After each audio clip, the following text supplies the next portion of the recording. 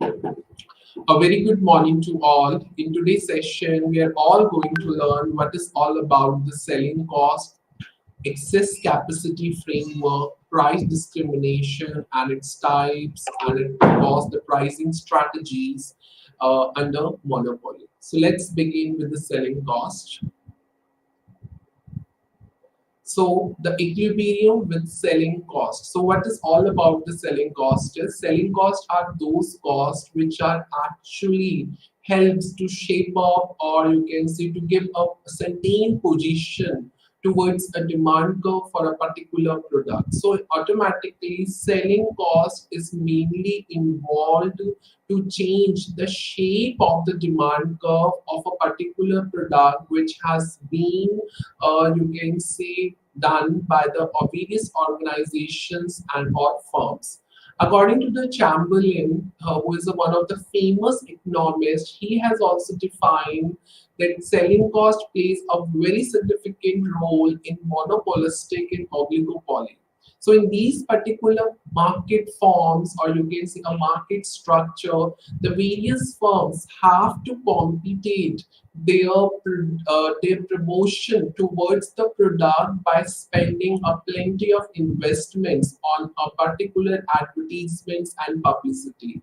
And these promotional tools or the firms investing on advertisements and publicity which are being used to increase or generate the sales among the customers base. And most of all the types of producers who are engaged into these market form has to decide about the price and output only. So when it comes to the any deciding a selling cost, the producer is not only decide the price and output only, it also decide the selling cost. Along with that, it automatically the profits could be maximized in that particular market situations. So when we talk about any cost on advertisement or any cost involved on advertisement, publicity, or any sales promotion methods, it's always involved to shape up the supply curve of the particular product when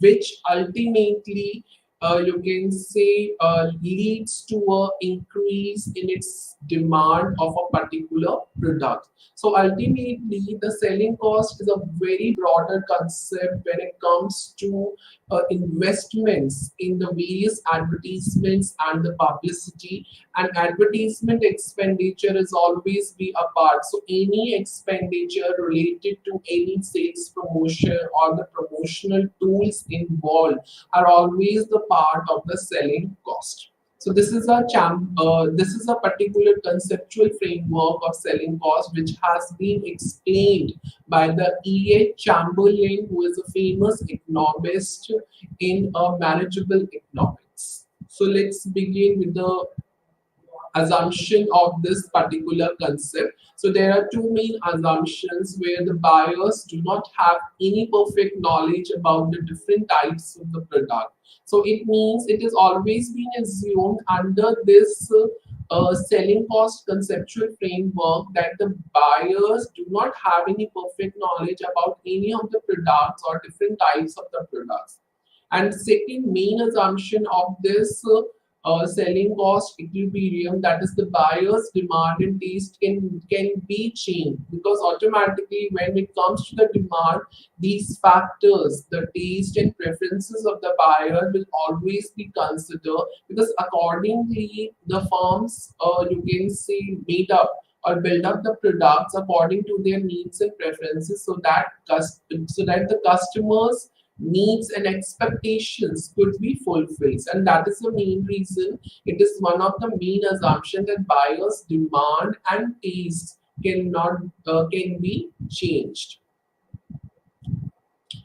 So let's begin with the graphical representation of the selling cost. In this particular figure, we can look up that there are average revenue. The main average revenue curve is a AR1.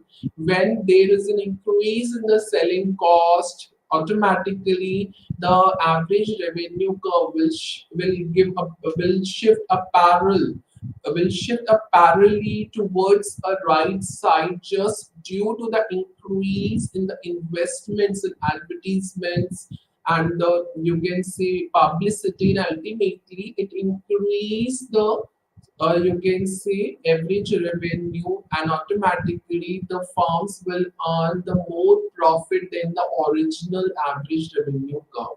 So automatically in this particular diagram, it always portray then when there is an increase in the investment on advertising or publicity, automatically the average revenue curve shifts parallelly to the right side, and as a result the firms earns more and more profit as there is a particular increase in the investment, and the selling cost will always be increased. If there is an increase in the selling cost, or you can say that ultimately it generates the revenues to the firms, and that the diagram is always portrayed in it. So let's begin with the explanation of this main diagram, that ABC is an initial ABC curve which always shown, always has been shown in the figure, that ABC is an average production cost and AR1 is an initial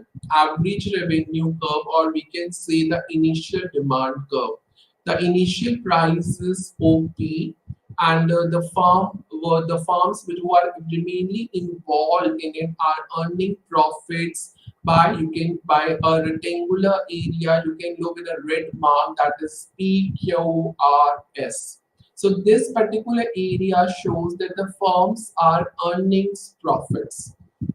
When there is a situation arrives when the firms increases the selling cost or make an investment on advertisements, that means a new curve will drive, that is ACC1, that is called the average composite cost curve, or you can see the average cost curves 1, which always includes the average selling cost as well.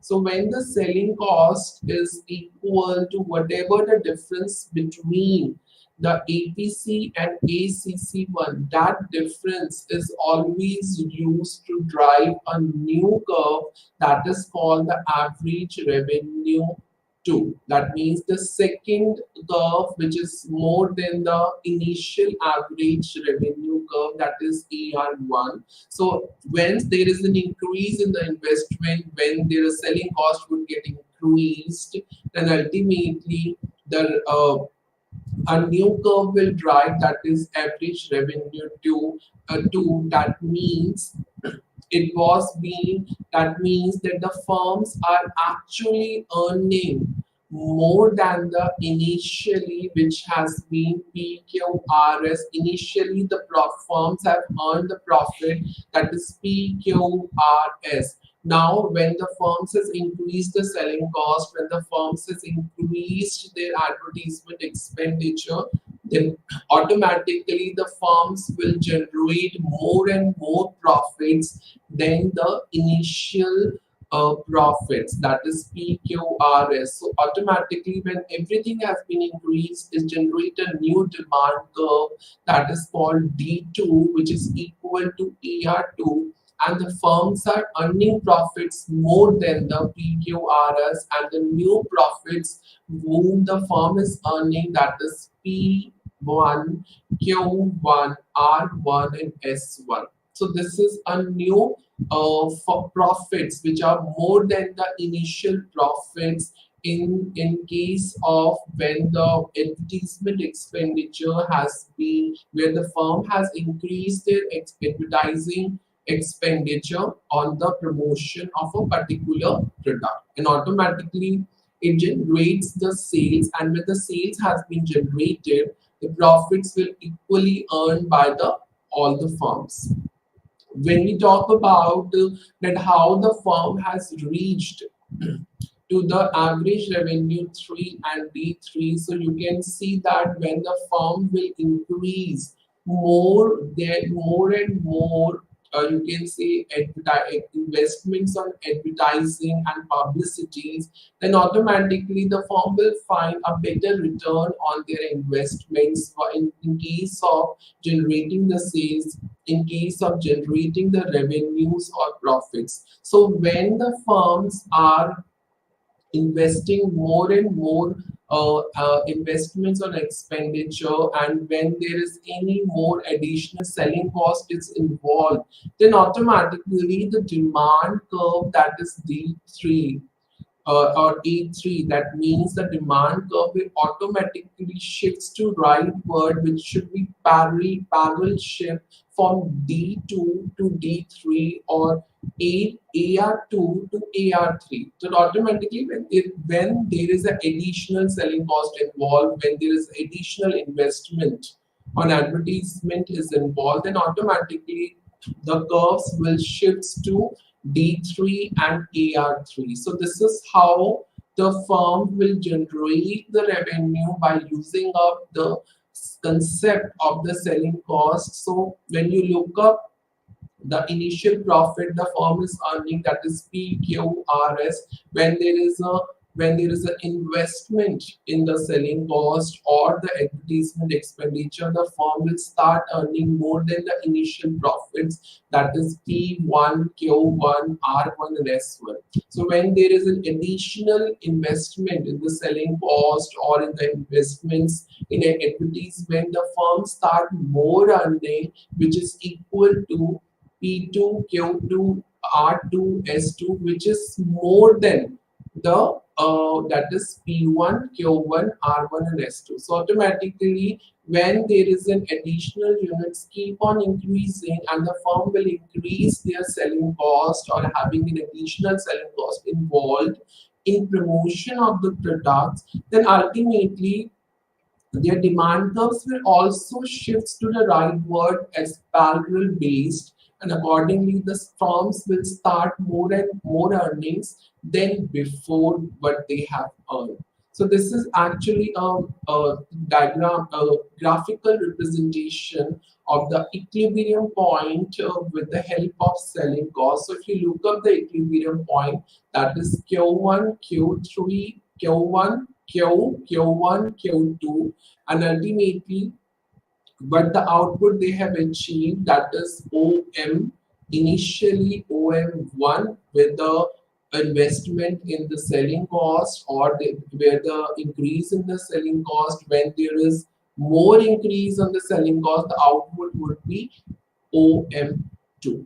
So this is how this concept works when there is a selling cost involved. Accordingly, the curves, demand curves or average revenue curves will shift to the rightwards.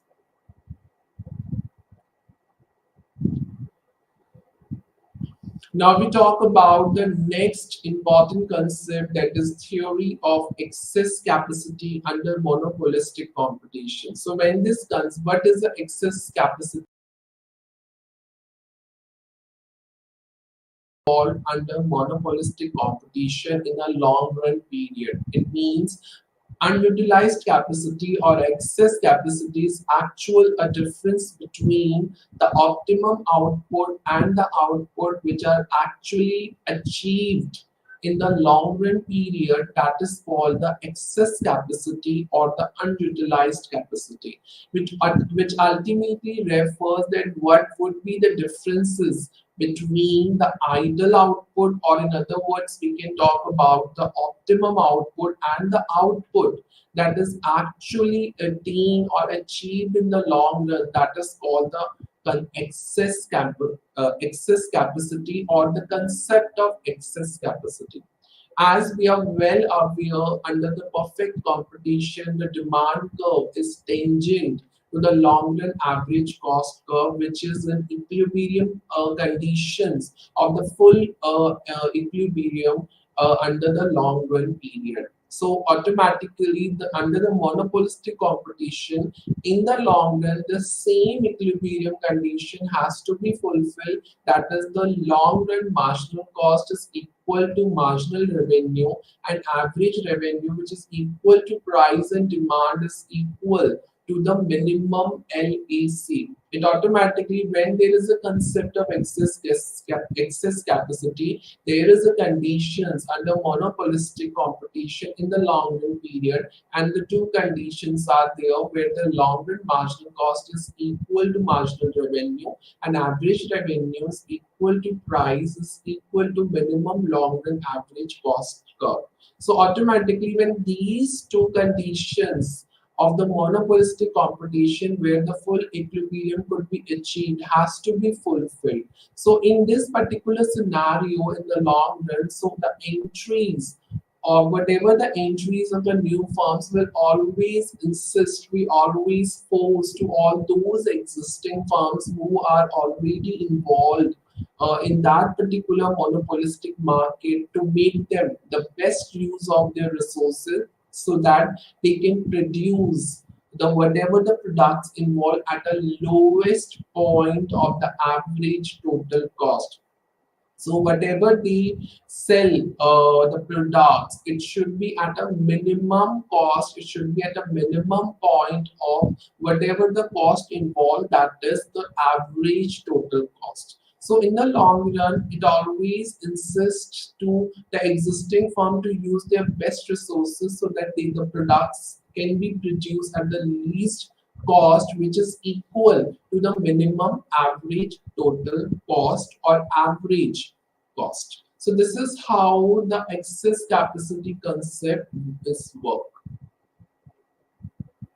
So this is a graphical representation when it comes to the you can say excess capacity. So when we talk about the where this is a diagram where the two condition has to be fulfilled, where the MR is equal to the MC and you can see the AR is equal to the minimum long run average cost curve. And these two condition is fulfilled in this diagram. That means a particular firm is in full equilibrium where these two conditions is automatically fulfilled. So when these two conditions are fulfilled, that means in a particular market structure, we can see a monopolistic, the firms will earn the abnormal profits in that particular market scenario where these two particular conditions has been fulfilled. That means the firm is in full equilibrium, and that also means that the firms will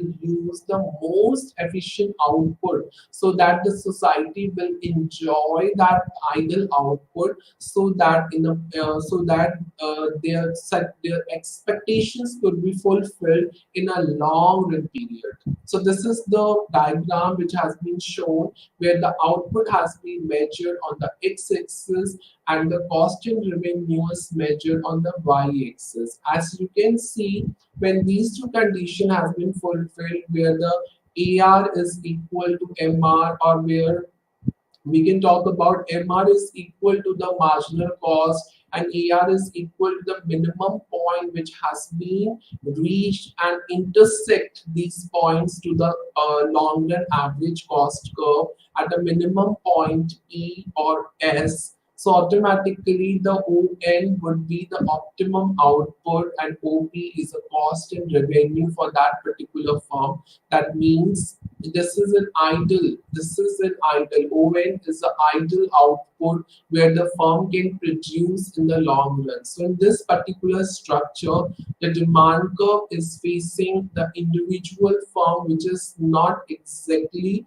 it's not horizontal under perfect competition, but it will become horizontal in the monopolistic competition where the average revenue or the marginal revenue is actually tangent to the long run marginal cost curve, which is equal to the price and which is equal to the long run average cost curve at its minimum point. So the minimum point which has been intersect and tangent to the average revenue and marginal revenue, it means the firms is producing the less than the optimum level when they are earning normal profits. So when the firms are earning normal profits, that means the firms are actually producing the less than the optimum unit where they are earning normal profits. which is or you can see where the firms are earning normal profits, the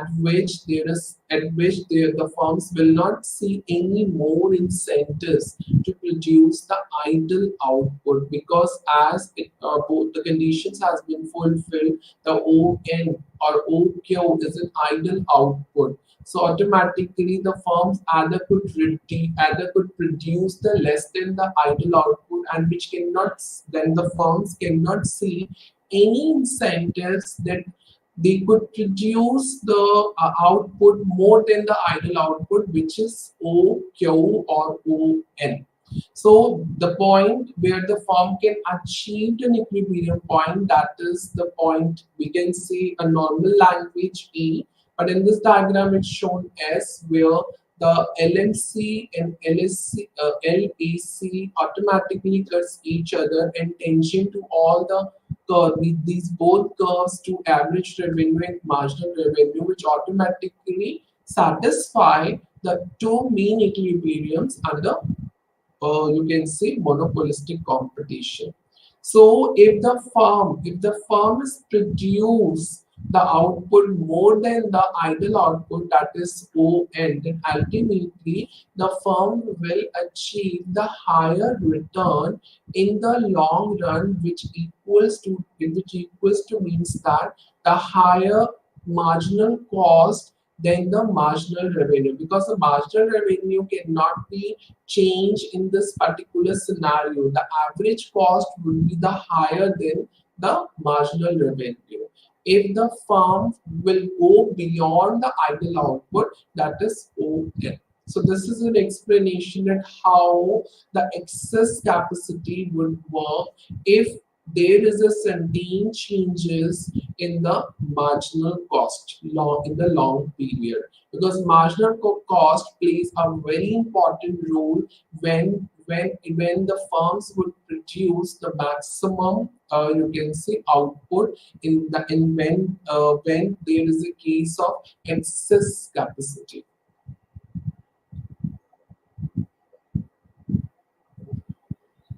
Now, this is also the one of the case where the demand curve and the marginal revenue curves and the average revenue, which is equal to price in MR, and how there is a shifts in that particular aspect. So that to be explained using the concept of excess capacity under the monopolistic competition.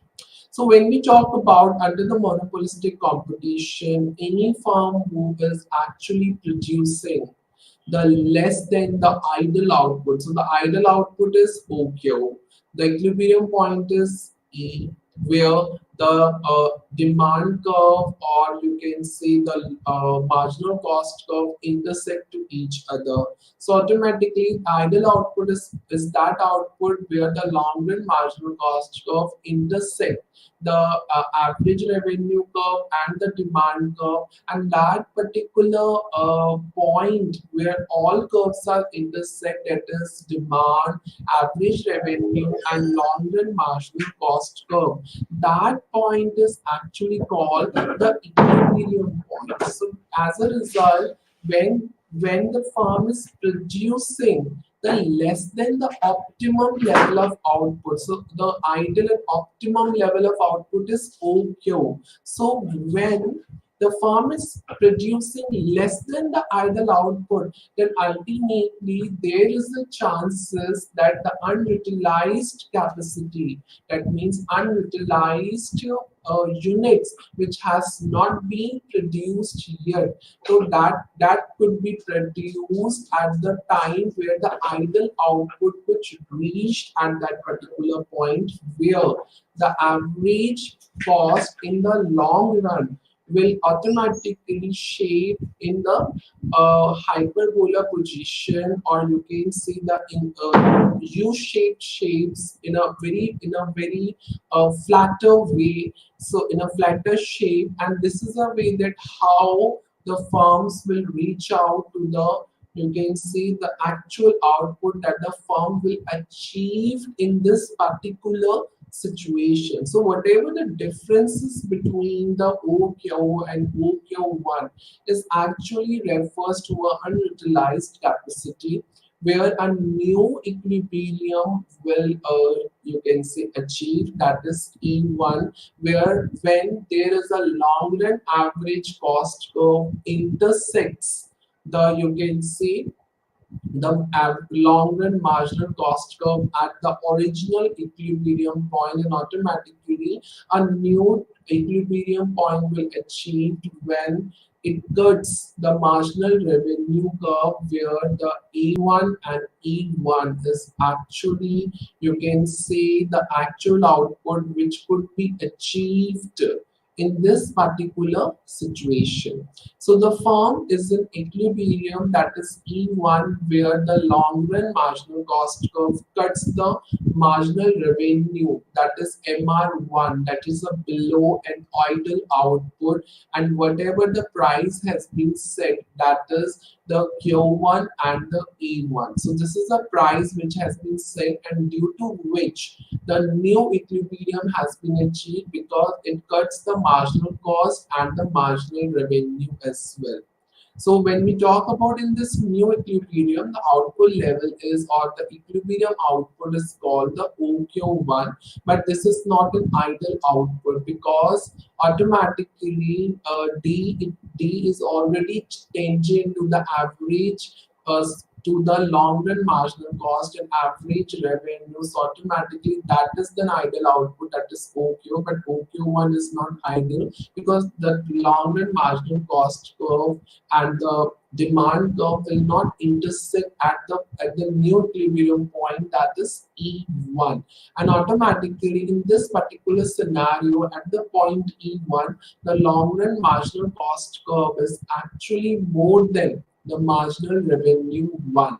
So it is beyond the equilibrium level, that is E, and automatically the firm will not achieve the idle output at this point under the monopolistic competition. So whenever there is a comparison between the perfect competition and the monopolistic competition, then automatically what the output the firm could achieve under the monopolistic competition is actually an idle output, but the price of its product is actually higher than the perfect competition. When we talk about the price is lower than to reach the idle output under the perfect competition.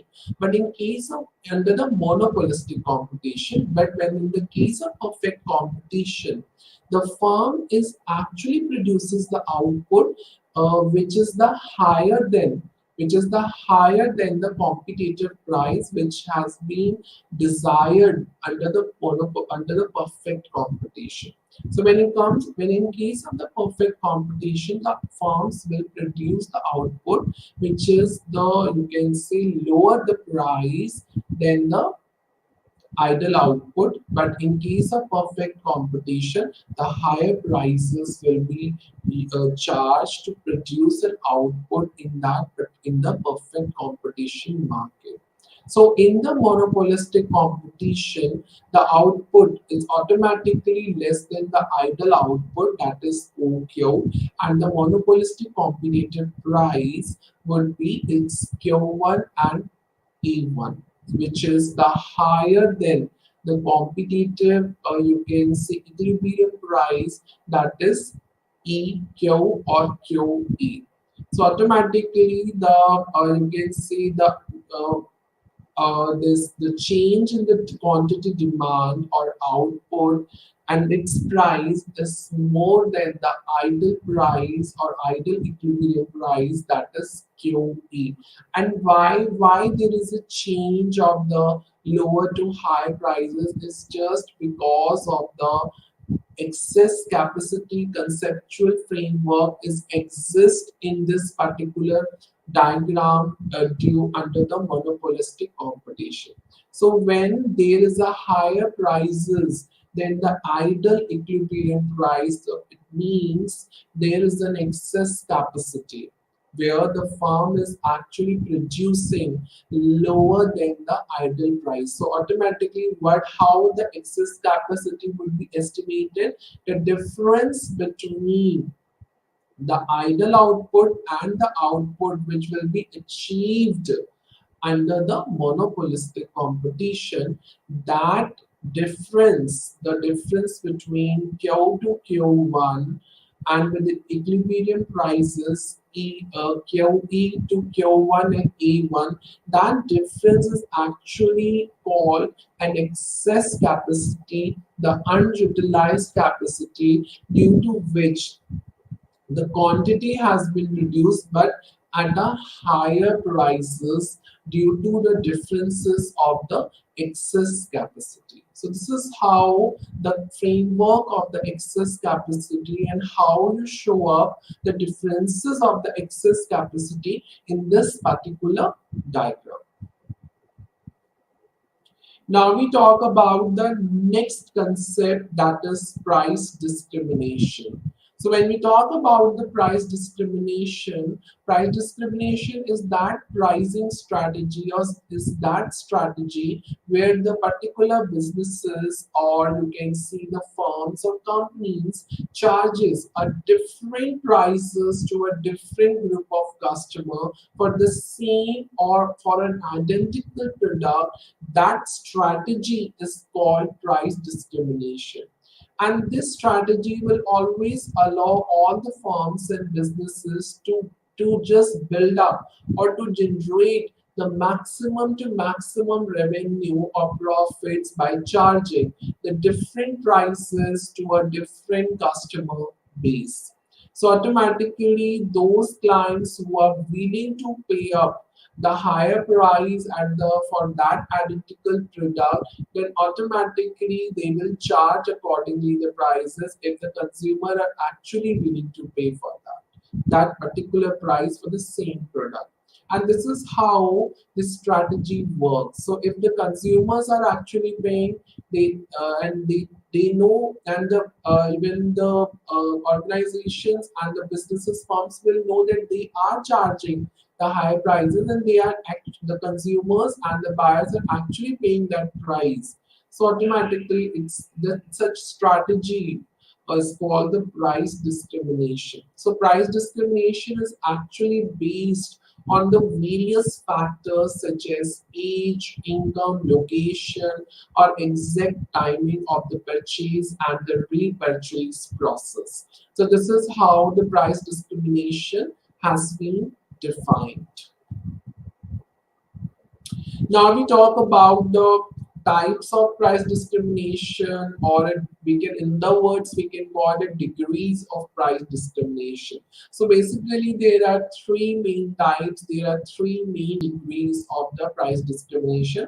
The first degree of price discrimination, second degree of price discrimination, and third degree of price discrimination. So let's go on through one by one about these types or degrees of price discrimination. So let's talk about the first degree price discrimination. So under this type or under this degree of the price discrimination, the business or the businesses or the firms actually charges they decide the charges what the actual buyer is willing to pay. If the buyer is willing to pay 500 rupees for this product, the business charges 500 rupees from that buyer. And such degree of price discrimination called first degree of price discrimination, where the firm charges different prices to different clients or other clients, but this price is charged according to the willingness of the individual. So if my willingness to pay, you can see, to pay a price for a new mobile phone is 10,000, that means the business charged 10,000 from me actually for that particular mobile phone or to buy a mobile phone. So that is called the first degree price discrimination. And the first degree price discrimination is actually most efficient in case of the seller, because seller is having that strategy to charge the different prices to different clients actually, either in any of the complexes or any of the you can see the retail shops which are available in any area. So sometimes it would such degree of price discrimination would be a difficult to implement, would be a difficult to to sustain for a seller into a particular market. Let's talk about the second degree price discrimination. So when we talk about the second degree price discrimination is actually based on the buyer purchase quantity. So when a consumer is willing to buy any goods or any products but in bulk, and that means that particular you can say business or the firms will apply a heavy discount. That means such type of discrimination is called second degree price discrimination, or in other words we can call the quantity discrimination. So in this particular, you can say strategy, the firms will definitely charge the different prices, but according to the quantities of the goods when it will be purchased in the bulk quantities, and ultimately at in this particular process, the firm will apply a heavy discount in it. If for example, if I want to buy around 500 quantities of rice, then automatically the firm will give a heavy discount for the 500 quantities of rice to me. But if the quantity will become 100 quantities, if the quantity will become turned into 100 quantities of rice, then ultimately the discount will be applied accordingly. It will be the less discount because that is not in a huge bulk.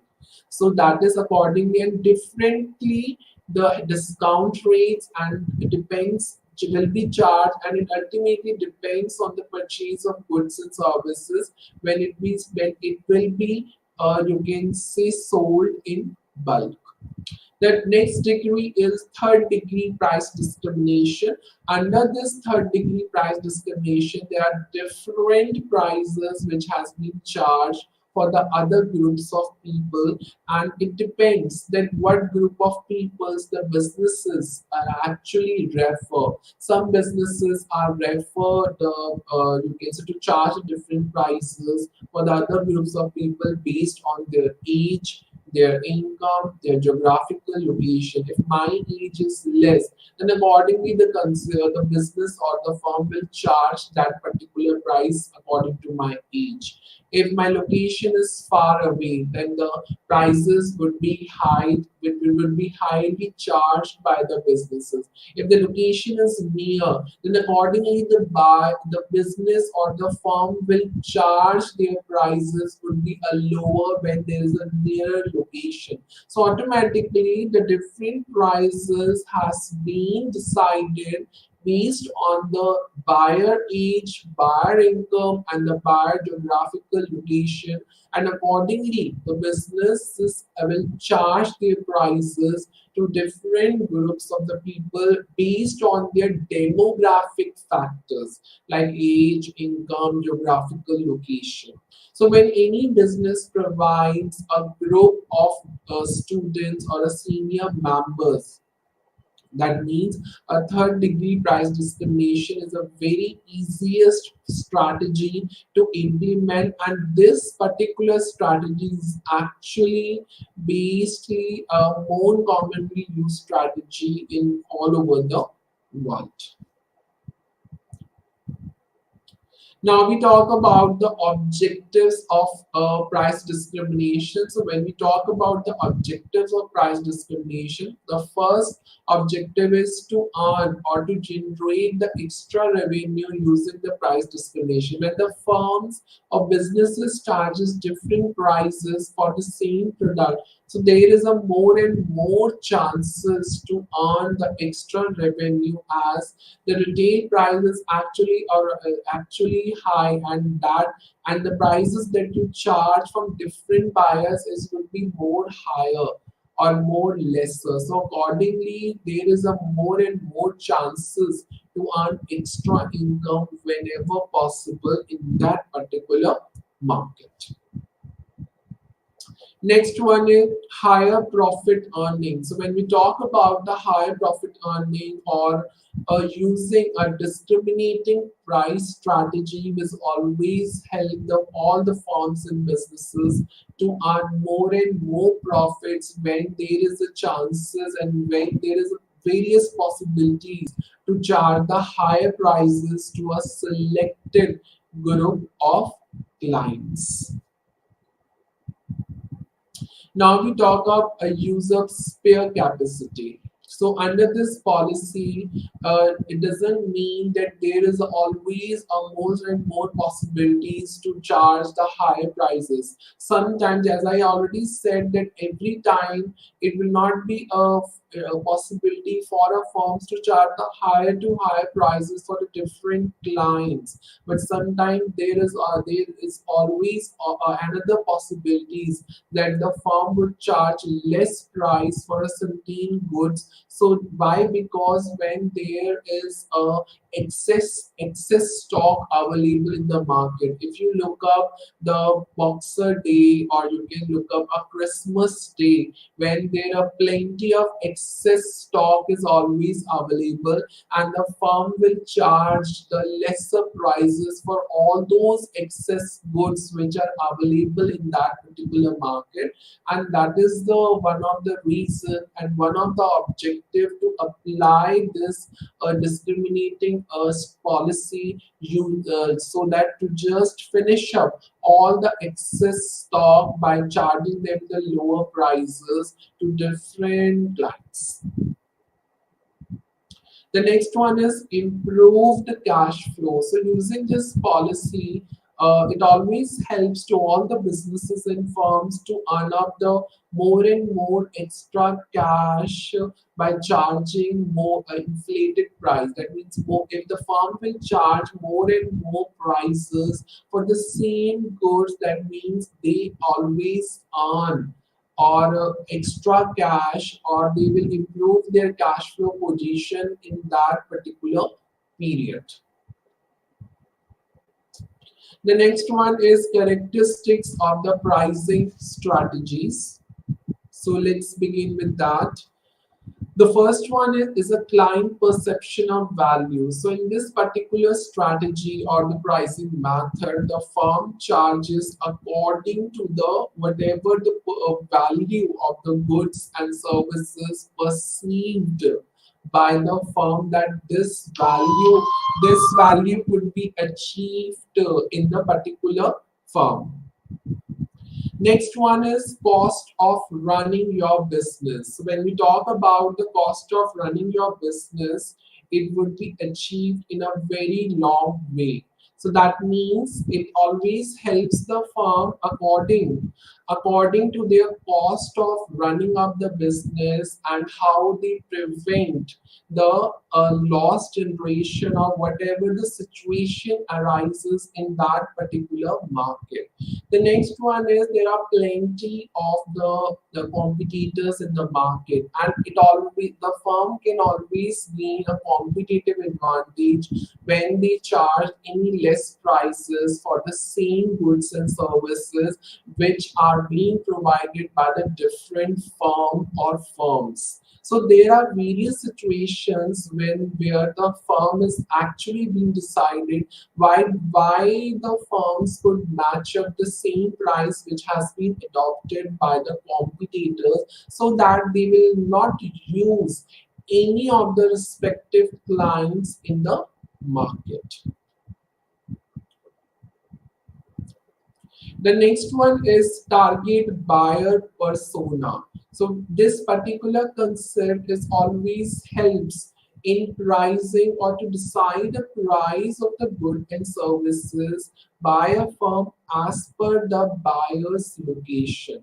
So the prices would be charged on one of the demographic variable, that is the location of the buyer, not based on the what actually the buyer is willing to pay for that particular product. So this is also the one of the characteristic of the price discrimination, that is the target buyer personas.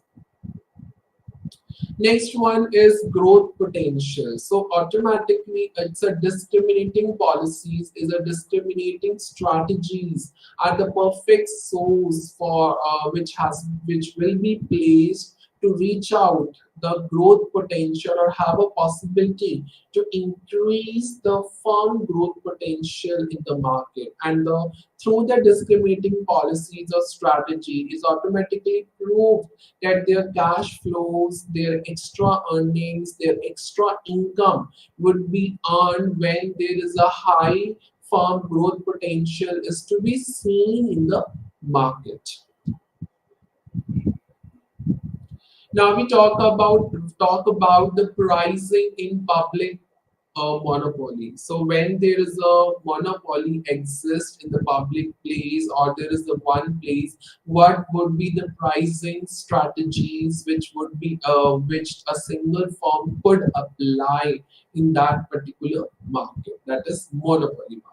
So basically there are three main pricing. The first one is marginal cost pricing, second one is average cost pricing, and the third one is markup pricing.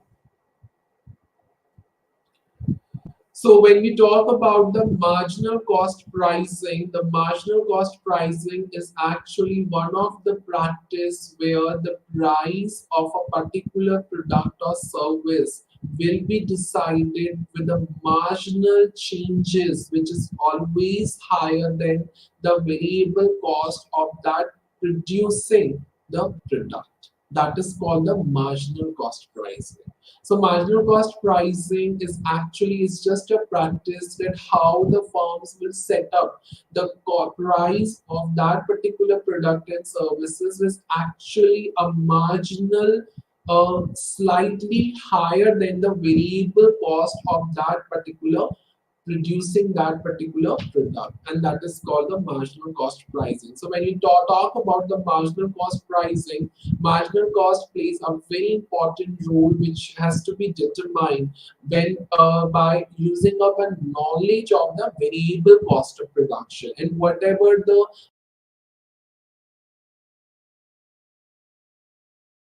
cost pricing, marginal cost, it should be slight higher than the variable cost. So when there is a marginal cost, the company is deciding which is higher than the variable cost of that of producing that the same product is actually called the marginal cost pricing.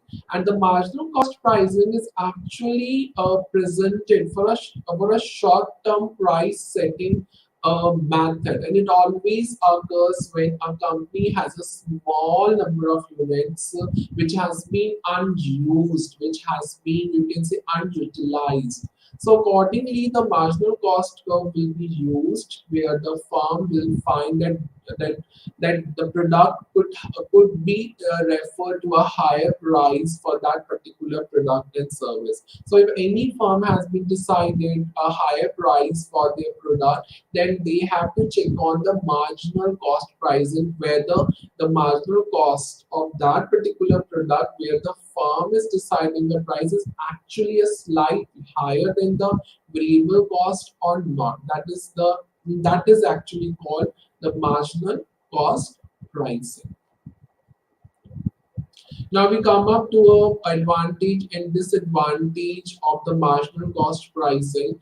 Marginal cost pricing has always increased the profits, and definitely it would be a sensitive need in nature or a challenging task for the particular firms to understand that some customers are very sensitive when there is a price changes for their usage products, for their consumable products. So because of the marginal cost pricing, companies will always consider or decide the price accordingly the variable cost of production, or considering the variable cost of production, and it always decide the price that according to the interest of the consumers. So when something has happened, when there is a certain change in the prices, so the business motive is to earn the additional profits just because of deciding or through or by the help of the marginal cost only. Because in the marginal cost, the variable cost is production is always involved in it, and accordingly the marginal cost would be decided of that particular product. And marginal cost pricing is strategies or such method is always beneficial when customers is always react to the various prices, or when the prices would goes higher and or lower. The next is additional entry to market. When we talk about the additional entry to markets, so obviously when we talk about the marginal cost pricing, it is a short term strategy where the particular strategy will always help to get the better and better entry points for to fulfill the needs of the consumers or fulfill the needs of that particular business as well. So there is always a potential to backfire the strategy the business has applied or decide the prices for a short period in a particular situation. So when there are the new markets to enter along with the new market cost, new marginal cost, the companies always look up and decide the most of the cases where the consumers react about the price changes. So accordingly, such consumers will leave a business if the price changes are to be unfavorable or unfavored towards such customers. So that's why if unfavored, then there is a chances that new entries of the or additional entries of the firms would enter, or you can say into a market. And the next one is increased sales volume. So if the consumers are willing to purchase any of the products with along with a small margin or you can see a more you can say higher margin, then automatically marginal cost pricing will always help to such a product individually, and ultimately it will earn the maximum profits at a later stage. And accordingly, such pricing will always shows their you can say interest when there is a changes or when there is an increase in the sales of its product. So the marginal cost of production will always shows when there is a certain change in the sales of its own products by the farm, and that is also the one of the advantage.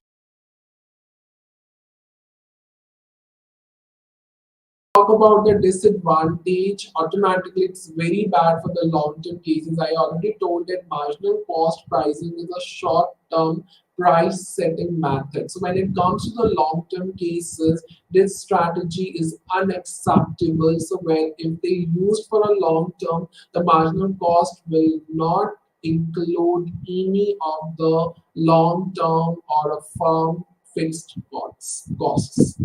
Next one of the disadvantage of such strategy or pricing is called the market prices. So this phenomenon which always works set up at absolute minimum cost, that is refers to a variable cost of the production.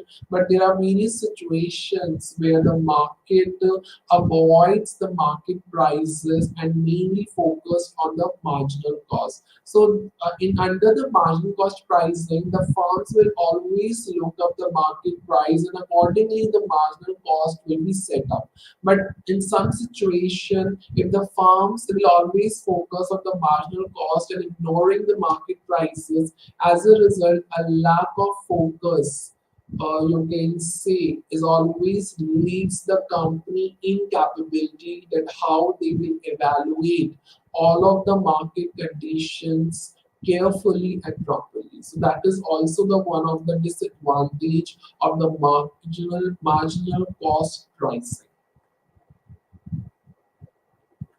Next one is marginal consumers. So when we talk about the marginal consumers, so whatever the marginal cost of production is has been decided by the firms is actually leads to a marginal prices, and the marginal consumers will always respond to such prices. So if the prices is will become lower and it keeps on changing, which are unfavorable to the consumers, then ultimately consumer will always respond to such prices. Either they leave the company or they will go against the company, and ultimately it will one of the disadvantage where the customer strength is actually low. So that is also one of the advantage of the markup pricing if has not been decided at all. That is called marginal cost pricing. Focus on cost. So automatically one of the disadvantages, there is a lack of focus on cost. So when automatically when we talk about the firms and businesses, they will create such an environment where they have a major focus to generate the profits continuously by cut off the marginal cost or by cut off the cost of the various resources to generate the profit, and such situation will never work well for the businesses when the company is trying to earn the maximum profit for a long purpose. So automatically when there is a such situations arises, the company will always shift their products into a highly quality product so that their businesses could work well into that particular market. The next is average cost pricing. So when we talk about the average cost pricing, the average cost plays a very important role. So whatever the price being set up is always close to average cost or average total cost. So this is a way, this is also one of the pricing method where the firms could achieve at least the normal profit when there is a chances to increase their sales, and that's called the one of the concept under this pricing method is called sales maximization. So their main focus is to capture the market share, which doesn't mean to achieve the maximum profit. So if the market share has been increased, then automatically the normal profits will also get increased, and that is the major focus of the average cost pricing, that is called the sales maximization. When we talk about such pricing or method which always exists in the perfect competition, where the firms would make up the normal profits. And however, in oligopoly, when the firms have a specific goal, then their main purpose to maximize the sales rather than to make up a loss. So under such pricing, loss, the chances of losses will not exist, but their specific goal to maximize the sale, and but there are certain situation where a certain market scenarios or market structure, when in case of oligopoly, the specific goal is to maximize sales. When there is a case of perfect competition, the firm will earn the normal profit. So under this method, there are two markets. We have perfect market. We can talk about the firms will earn only normal profit using this pricing method. But when we talk about oligopoly, the firm will always try to achieve the to maximize their sales, will automatically leads to the profit rather than making up a loss. And actually, when we talk about in real practice, it would be very difficult to decide the firm average cost because it involves both maximize sales and normal profits. So this is all about today. Thank you so much for listening this lecture. I'll come up to a more and more relevant and important sections of this particular course and or programs. So till time, thank you all and namaste to all.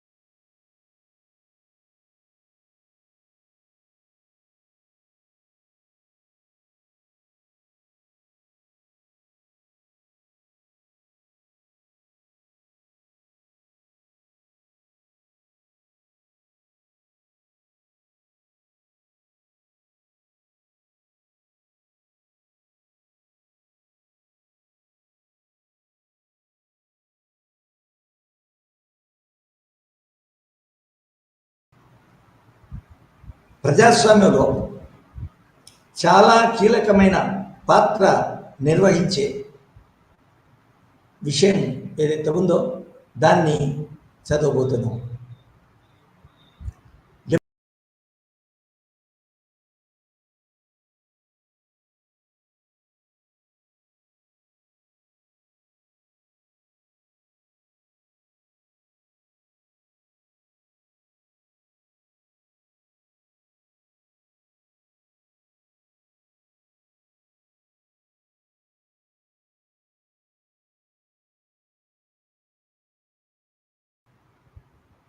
Direct democracy ఉన్నట్టు ఈ పెద్ద పెద్ద దేశాల్లో, తర్వాత ఆధునిక కాలంలో ఈ direct democracy అనేది సాధ్యం కాదు. అదేవిధంగా పెద్ద చైనా మరియు భారతదేశం లాంటి పెద్ద దేశాల్లో అసలు చాలా పాపులేషన్ ఉండడం వల్ల అసలు డైరెక్ట్ డెమోక్రసీ అనేది అసలు అమలు కావడం చాలా కష్టం. అందువల్లనే ఇండైరెక్ట్ డెమోక్రసీ లేకపోతే అనేక పద్ధతుల ద్వారా మన ప్రజాప్రతినిధుల ద్వారా పరిపాలన ఎన్నిక జరగడం, తర్వాత ప్రజాప్రతినిధులు పార్టీస్ మరియు పార్టీ సిస్టమ్ ద్వారా ఈ ప్రజాప్రతినిధులు ఎన్నుకొని వాళ్ళ ద్వారా ప్రభుత్వం ఏర్పాటు చేసి అటువంటి ప్రభుత్వంతో పరిపాలన జరపడం అనేది జరుగుతుంది. ఇది సామాన్యమైపోయింది అసలు. సో ఇందులో మనకు తెలిసినట్టు మనకు అర్థమయ్యే విధంగా నిజంగా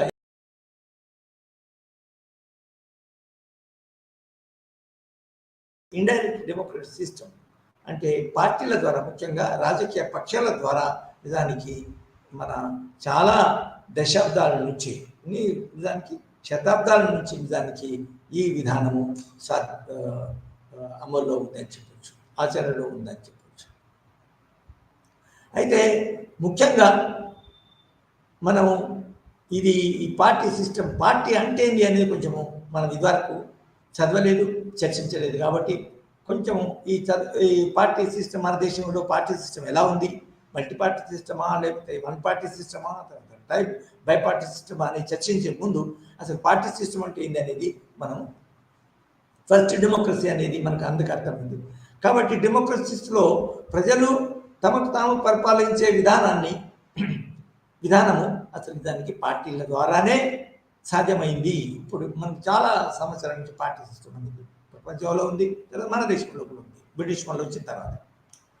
అయితే పార్టీ అంటే ఏంటంటే ఏ పార్టీ అయితే ఏ ఒక ప్రజా సముదాయం అయితే రాజకీయ అధికారాన్ని చేపట్టి ప్రభుత్వాన్ని నడిపి, ప్రభుత్వం ఏర్పాటు చేసి ప్రభుత్వాన్ని నడిపే ఉద్దేశంతో ఒక ఐడియాలజీతో, ఒక లక్ష్యంతో ఏర్పాటయ్యి తర్వాత ఎలక్షన్లో పాల్గొని అధికారం చేపడుతుందో దాన్ని పార్టీ అంటారు, రాజకీయ పక్షం అంటారు.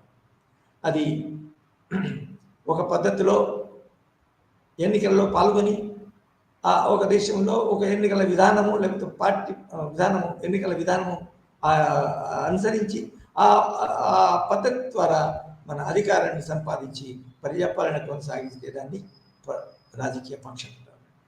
ఈ రాజకీయ పక్షాలు నిజానికి చాలా శతాబ్దాల నుంచి అంటే వాటి యొక్క స్వభావము, తర్వాత వాటి యొక్క సపోర్ట్ బేస్ మాత్రుండొచ్చు, కానీ రాజకీయ పక్షాలు మాత్రం చాలా శతాబ్దాల నుంచి ఉండవచ్చు. ఎట్లా అంటే ఫర్ ఎగ్జాంపుల్ మన అన్ని పార్లమెంట్లకి, అన్ని పార్టీ సిస్టానికి మదర్ అయిన బ్రిటన్లో అయిన బ్రిటన్లో కూడా నిజానికి పార్టీలు ఉన్నాయి, కానీ వాటి యొక్క సపోర్ట్ బేస్ వేరు. అదేవిధంగా ఎన్నిక విధానం కొంచెం వేరు ఉండాలి. మొదట్లో ఒక విధంగా ఉండే, కానీ పార్టీలు మాత్రం ఉన్నాయి.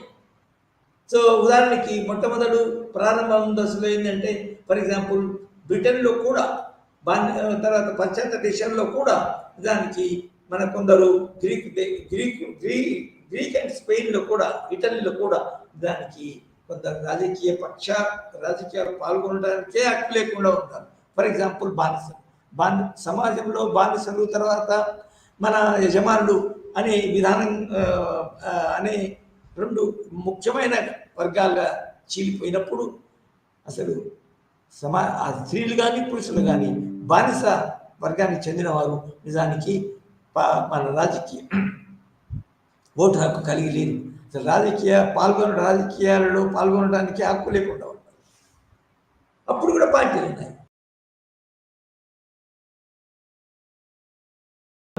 వాటి స్వభావం మాత్రము మార్పు వచ్చింది.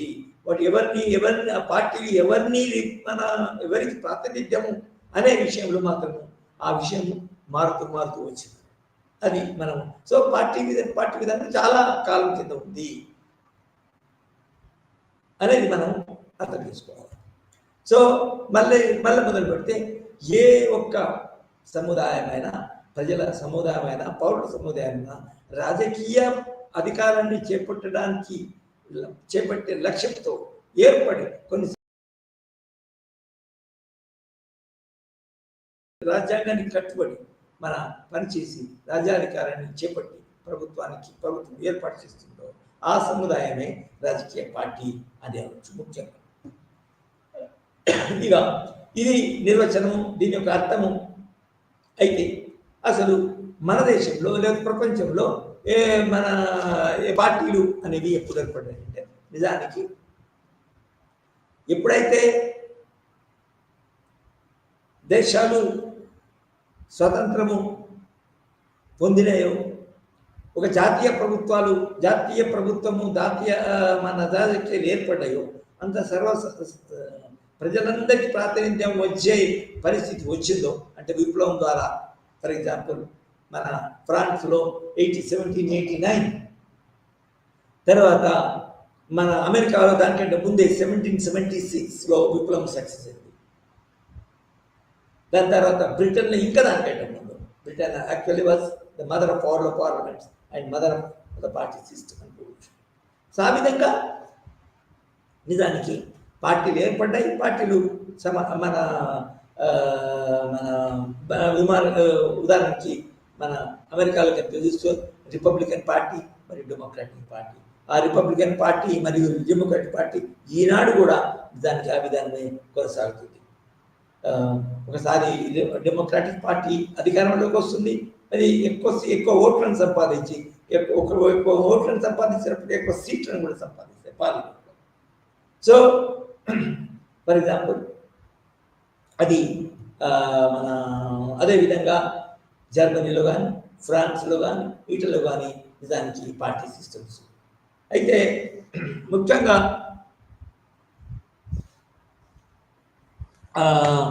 మనము మన దేశంలో కనుక చూసుకుంటే మన దేశంలో కూడా పార్టీ సిస్టము నిజానికి ఇప్పుడు అమలులో ఉన్నది. తర్వాత అట్లా మళ్ళీ స్వతంత్రానికి ముందు అంటే 1947 నుంచి నిజానికి అమలులో ఉంది. 1940 ఇంటరిమ్ గవర్నమెంట్ కాలంలో ఉంది. తర్వాత 1947 కంటే ముందు అంటే బ్రిటిష్ వాళ్ళ కాలంలో కూడా పార్టీ సిస్టమ్ ఉన్నది. ఇది మన దేశం యొక్క ఒక ప్రత్యేకత. మన దేశంలో ఒక ప్రత్యేకత. అయితే మన దేశం యొక్క ప్రత్యేకత ఏంటంటే, అంటే మనకు కొంచెము ఏషియాలో, తర్వాత మన జనసమూహంలో, వైశాల్యంలో, భౌగోళికంగా మరియు మన జనసాంద్రత ప్రకారం కనుక మనం చూసుకుంటే మన దేశం చైనాతో పోల్చి ఉంటుంది. అయితే చైనా యొక్క ప్రత్యేకత ఏంటంటే 1911లోనే అతని యొక్క మన నేషనల్ పార్టీ, తర్వాత డెమోక్రాటిక్ సిస్టమ్ ఏర్పడింది, విప్లవం వచ్చింది, మన రాజరికము తర్వాత డైనాస్టిక్ రూల్ పోయింది. ఏది ఫర్ ఎగ్జాంపుల్ 1911లో మంచు డైనాసిటీ అనే లాస్ట్ డైనాసిటీ పడిపోయి అక్కడ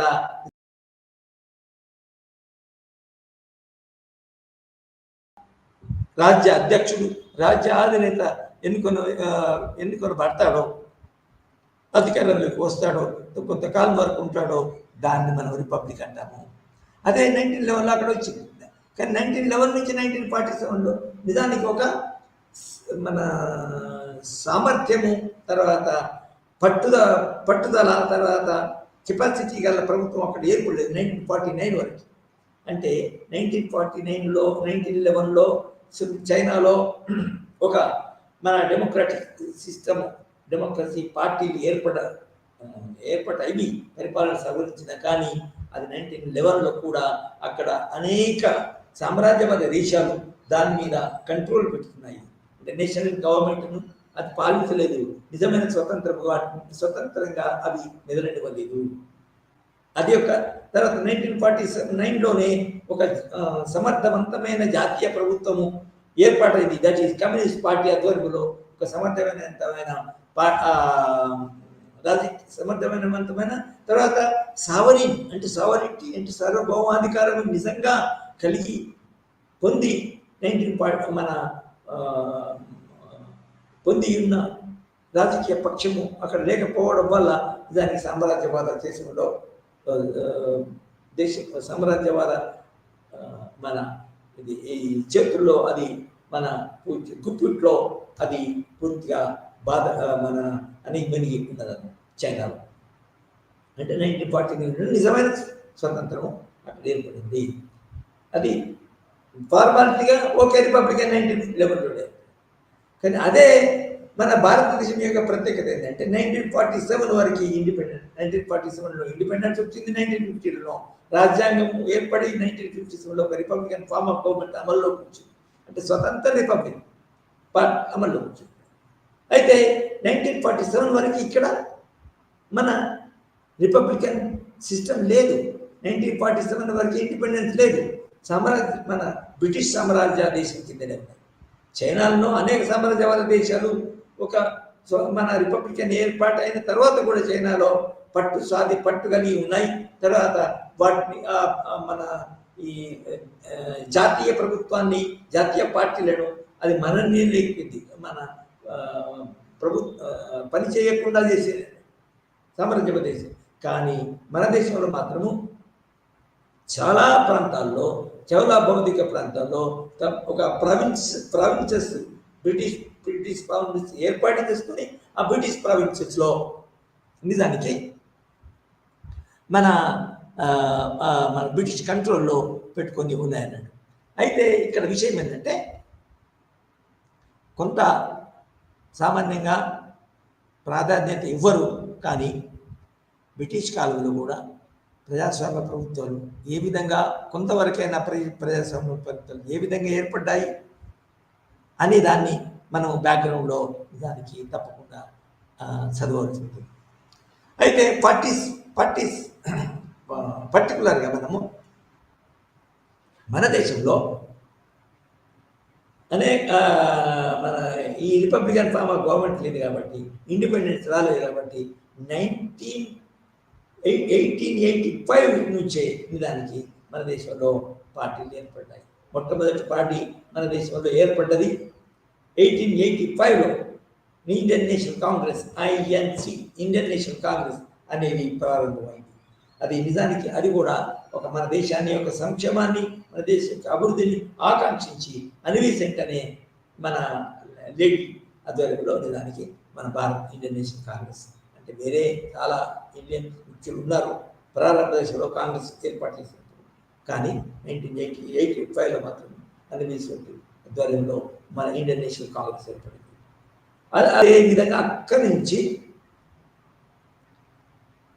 1947 వరకు అది అనేక విధాలుగా, అనేక పద్ధతులతో, అనేక యుక్తులతో, అనేక స్ట్రాటజీస్తో దానికి రాజకీయాల్లో పాల్గొన్నది. కాంగ్రెస్లో అనేక లీడర్స్, అనేక రకాల లీడర్స్, అనేక సిద్ధాంతాలతో దాన్ని కాంగ్రెస్ను ఉపయోగించుకుని నేషనల్ మూవ్మెంట్ నడిపాడు. నిజానికి కాంగ్రెస్ ఆధ్వర్యంలో నేషనల్ మూవ్మెంట్ అంటే ఏంటి అంటే ఇండిపెండెన్స్ కోసం ప్రయత్నాలు, మన పోరాటాలు జరిగినాయి. మళ్ళీ మనం ఒకసారి మళ్ళీ వెనక్కి పోతే 1911లో చైనా సామ్రాజ్యం ఇది మన రిపబ్లిక్ ఏర్పడింది, స్వతంత్రం వచ్చింది, నిజానికి డెమోక్రసీ ఫామ్ ఏర్పడింది. కానీ ఇండియాలో మాత్రము అది మన పార్టీలు ఉన్నాయి, కానీ స్వతంత్రం మాత్రం రాలేదు. ఎందుకు అంటే 1857 ఏది మన సిపాయి 1858లో దానికి బ్రిటిష్ మన ప్రభుత్వము మన దేశాన్ని మన పార్లమెంట్ మన దేశంని పూర్తిగా తన కిందికి తీసుకున్నది. డైరెక్ట్గా మన దాని కిందకు దాని యొక్క అధికారంలో తీసుకుంది. ఇప్పుడు 1858లో అప్పుడే నిజానికి ఒక యాక్ట్ పాస్ చేసి, ఒక యాక్ట్ ద్వారా India became the direct dominion of the British government. So అక్కడి నుంచి 1858లో ఒక చట్టం బ్రిటిష్ ఇండియా యాక్ట్. సో అప్పటి నుంచి గవర్నమెంట్ ఆఫ్ ఇండియా పూర్తిగా బ్రిటిష్ వాళ్ళ చేతులతోనే పరిపాలించబడింది. అప్పటి వరకు ఈస్ట్ ఇండియా కంపెనీ అంటే ఇండైరెక్ట్గా బ్రిటిష్ కంట్రోల్లో ఉంది. East India company British India కిందనే ఉంది. కానీ బ్రిటిష్ గవర్నమెంట్, బ్రిటిష్ పార్లమెంటు డైరెక్ట్గా మన చట్టాలు చేయలేదు. సో అప్పటి నుంచి నిజానికి బ్రిటిష్ ప్రభుత్వము ఏదైతే ఉందో, బ్రిటిష్ పార్లమెంట్ ఏదైతే ఉందో, దీనికి ఇండియాకు చట్టాలు చేయడం మొదలుపెట్టింది. ఆ చట్టాలు చేయడం ఎటువంటి అంటే అంచెలంచెలుగా బ్రిటిష్ వాళ్ళ కింద మన దేశంలో ప్రజాస్వామ్య విధానాలని, మన ప్రాతినిధ్య విధానాలని ప్రవేశపెట్టింది.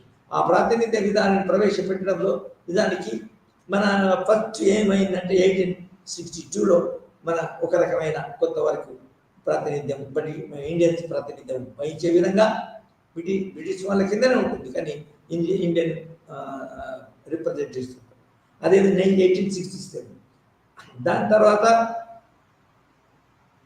1892లో ఒక కౌన్సిల్లో చట్టం తీసుకురావడం జరిగింది. ఆ కౌన్సిల్లో కూడా ఇండియన్స్కి ప్రాతినిధ్యం ఇవ్వడం జరిగింది. అదేవిధంగా 1892 అయిన తర్వాత మన తర్వాత చాలా పెద్దది ఏంటంటే 1990లో ఒక నిజానికి ఒక ప్రాముఖ్యత గల చట్టము మన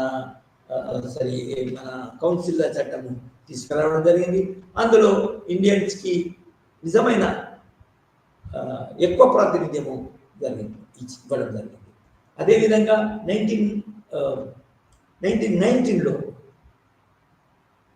ఇంకొక చట్టం చేయడం జరిగింది. 1919 దాన్ని ద్వంద్వ ప్రభుత్వం ఉంటారు. అయితే ఇక్కడ మనం మళ్ళీ ఇప్పుడే చెప్పినట్టు 1885లోనే నిజానికి కాంగ్రెస్ పార్టీ. అయితే 1890 మళ్ళా మనము ఎందుకంటే డెమోక్రసీ సిస్టమ్ అని బ్రిటిష్ వాళ్ళు చెప్పారు. ఇటువైపు ఈ ప్రజల తరఫు నుంచి ఇండియన్ ప్రజలు సమూహాల తరఫు నుంచి పార్టీలు ఏర్పడ్డాయి. 1885లో ఇప్పుడే చెప్పినట్టు కాంగ్రెస్ పార్టీ ఏర్పడింది.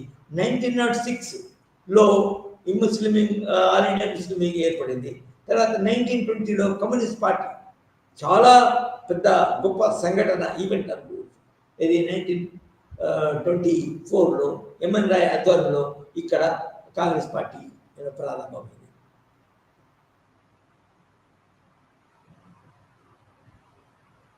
అయితే అటు తర్వాత ఇది నేషనల్ లెవెల్ పార్టీస్. ఇది ఇండియన్ నేషనల్ కాంగ్రెస్ 1885, 1909 ఇండియన్ మన ఆల్ ఇండియా ముస్లిం లీగ్, తర్వాత 1920లో కమ్యూనిస్ట్ పార్టీ.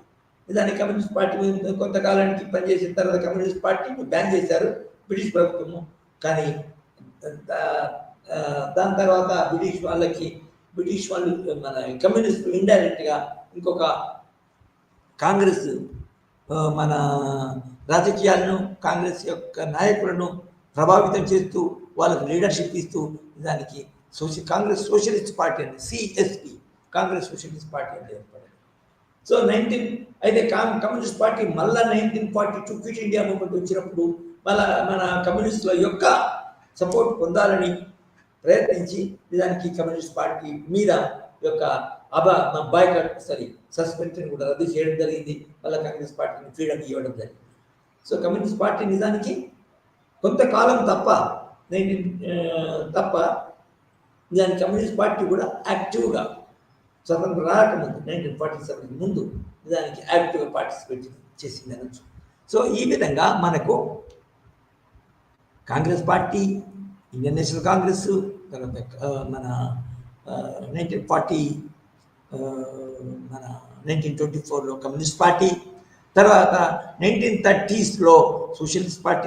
కాలం ఎక్కువ ఎగ్జాక్ట్గా ఇయర్ జ్ఞాపకం లేదు, కాంగ్రెస్ సోషలిస్ట్ పార్టీ అనేది ఏర్పడింది. అంటే కాంగ్రెస్ సోషలిస్ట్ పార్టీ నిజానికి ఒక రకంగా కాంగ్రెస్ నుంచి ఇండిపెండెంట్గా ఉంది, అదేవిధంగా లెఫ్టిస్ట్ ఐడియాలజీ కలిగి ఉంది. కమ్యూనిస్ట్ పార్టీని బ్యాన్ చేశారు కాబట్టి అది కాంగ్రెస్ పార్టీ, కాంగ్రెస్ సోషలిస్ట్ పార్టీగా ఏర్పడింది. సో ఆ విధంగా ఇవన్నీ తర్వాత మన బ్రిటిష్ ప్రావిన్సెస్లో 13 ప్రావిన్సెస్లో బ్రిటిష్ ప్రభుత్వము మన తమ డైరెక్ట్గా పరిపాలించిందని అందరికీ తెలుసు. మీకు ఇది మన ఇంటర్మీడియట్లో కానీ తర్వాత అందులో కానీ అందరూ బాగా చదివారు, తెలుసు కదా. సో పార్టీ సిస్టము, పార్టీ ద్వారా పరిపాలించడము, రిప్రజెంటేటివ్ సిస్టము అనేది ఒకవైపు సార్వభౌమ బ్రిటిష్ ఇండియాకి డిమినియన్ స్టాటస్ ఉన్నది, తర్వాత సార్వభౌమాధికారం లేకున్నా కూడా ఇది మల్టీ పార్టీ సిస్టమ్ అనేది ఫంక్షన్ చేసింది అని చెప్పవచ్చు. ఇది బ్రిటిష్ కాలంలోనే బ్రిటిష్ వాళ్ళు తమ ప్రావిన్సెస్లో, మన నేషనల్ లెవెల్లో, ఢిల్లీలో మరియు ప్రావిన్సెస్లో మన ప్రభుత్వాలు ఈ ఇప్పుడు చెప్పిన యాక్ట్స్ ఏదైతే ఉన్నాయో 1892, మన 1909, 1919, 1935 అనేది ఇంకోటి. ఈ చట్టాల ద్వారా, ఈ చట్టాలకు అనుగుణంగా, అంటే ఈ చట్టాలలో ఉన్న రూల్స్ అండ్ రెగ్యులేషన్ ప్రకారం అది ఎన్నికలు జరపడం జరిగింది. తర్వాత ఎన్నికల్లో ప్రజలు పాల్గొనడం జరిగింది, ప్రతినిధులు ఏర్పాటు చేయడం, ముస్లిమ్స్, ఇండియన్స్, హిందూస్, తర్వాత ఇంకా అనేక మన క్రిస్టియన్స్ కూడా నిజానికి మన ఎన్నికల్లో పాల్గొనడం జరిగింది. సో మన party system, Indian party system అనేక పార్టీల ద్వారా నిజానికి మల్టీ పార్టీ సిస్టమ్ అనుకోవచ్చు. మల్టీ పార్టీ సిస్టమ్ అంటే మనకి అనేక రాజకీయ పక్షాల విధానం ఏదైతే ఉందో, మల్టీ పార్టీ సిస్టమ్ ఏదైతే ఉందో బ్రిటిష్ కాలంలోనే ఉందని చెప్పచ్చు. నిజానికి 1935లో చాలా పార్టీలు మన ఎలక్షన్లో పాల్గొన్నవి. ఎలక్షన్లో పాల్గొన్నప్పుడు 1935 నుంచి 1937 వరకు దానికి అక్కడ మన మన ప్రావిన్సెస్లో కూడా ప్రభుత్వాలు ఏర్పడ్డాయి. ద్వంద్వ ప్రభుత్వం పోయింది, మళ్ళీ ఒకే ప్రభుత్వం, ఒకే పార్టీ, మన రకమైన పార్టీ ఉండడం ఏర్పాటు అనేది. సో ఆ ప్రొవిన్షియల్ గవర్నమెంట్స్ 1940 సిస్టంలో కాంగ్రెస్ పార్టీ, తర్వాత అన్ని రాష్ట్రాలు, చాలా రాష్ట్రాల్లో కాంగ్రెస్ పార్టీ అధికారంలోకి వచ్చింది. తర్వాత వేరే పార్టీలు అపోజిషన్లో ఉన్నాయి. So ruling party, opposition party ఏదైతే ఉన్నదో అవి స్టేట్లో, మన ప్రావిన్సెస్లో ప్రభుత్వాలు ఏర్పాటు చేయడం జరిగింది. 1935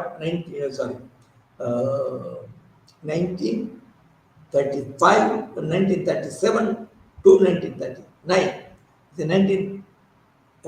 1935 యాక్ట్ ప్రకారము, యాక్ట్లో ఉన్న ఎలక్ట్రల్ సిస్టమ్ ఏ విధంగా పనిచేయాలి, ఎలక్షన్స్ ఏ విధంగా జరపాలి అనే విధానం అందులో పూర్తిగా రాయబడ్డది, లిఖించబడ్డది. ఆ సిస్టమ్ ద్వారా, ఎన్నికల విధానం ద్వారా అన్ని ప్రాంతాల్లో, అంటే అన్ని ప్రావిన్సెస్లో దానికి ఎన్నికలు జరపడం జరిగింది. తర్వాత అన్ని ప్రావిన్సెస్లో దానికి 1-2 తప్ప దానికి కాంగ్రెస్లో అధికారంలోకి వచ్చింది. తర్వాత కాంగ్రెస్ రూలింగ్ జరిగింది. అయితే మనం ఇప్పుడు మనకు పూర్తిగా దగ్గర ఉన్న ఈ ఆంధ్రదేశం ఏదైతే ఉన్నదో, అంటే మద్రాస్ ప్రెసిడెన్సీ ఏదైతే ఉందో, మద్రాస్ ప్రెసిడెన్సీలో ఏ విధంగా ఎన్నికలు జరిగినాయి, ఏ విధంగా ప్రభుత్వాలు ఏర్పడ్డాయి, ఏ విధంగా ప్రభుత్వాలు, అంటే ఇండియన్స్ కలిగి ఉన్న, ఇండియన్ సభ్యులుగా ఉన్న ప్రభుత్వాలు, ఇండియన్ రిప్రజెంటేటివ్స్ మంత్రులుగా ఎన్నికయ్యి, మంత్రులుగా అపాయింట్ అయ్యి ప్రభుత్వాలు జరిపినాయి. అది ఒక విచిత్రం. మనం so Indian political party system నిజానికి ఒక రకమైన మల్టీ పార్టీ సిస్టము మనము నిజానికి మన 1947 ముందే 19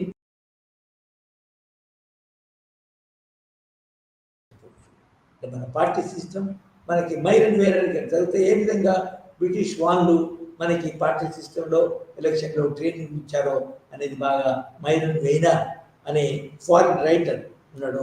అతను చాలా వివరంగా మంచి మంచి అనలిటికల్గా విశ్లేషణాత్మకంగా రాస్తాడు. అది ఒక అంటే బ్రిటిష్ తర్వాత ఇంకోటి మీన్ అన్నది అనేవాడు కూడా రాస్తాడు. ఇది ఇండియన్ పార్టీ సిస్టమ్ మీద, ఇండియన్ పాలిటిక్స్ మీద. ఇది 1947 కంటే ముందు, 1950 కంటే ముందు.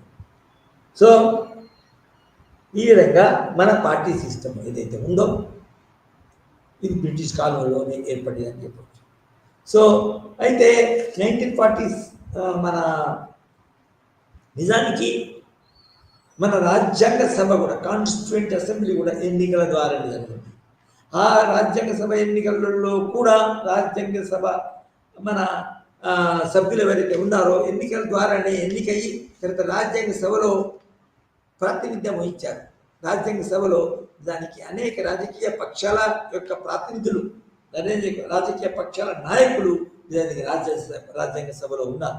సో రాజ్యాంగ సభలో నిజానికి రాజ్యాంగ సభలో చర్చలు జరిగినప్పుడు, రాజ్యాంగ సభలో అనేక కమిటీలు ఏర్పడినప్పుడు అన్ని కమిటీలలో మన అనేక రాజకీయ పక్షాల యొక్క సభ్యులు నిజానికి అందులో ఉన్నారు. అది మన రాజ్యాంగ సభ యొక్క ప్రఖ్యాత, మన యొక్క రాజ్యాంగం యొక్క ప్రఖ్యాత.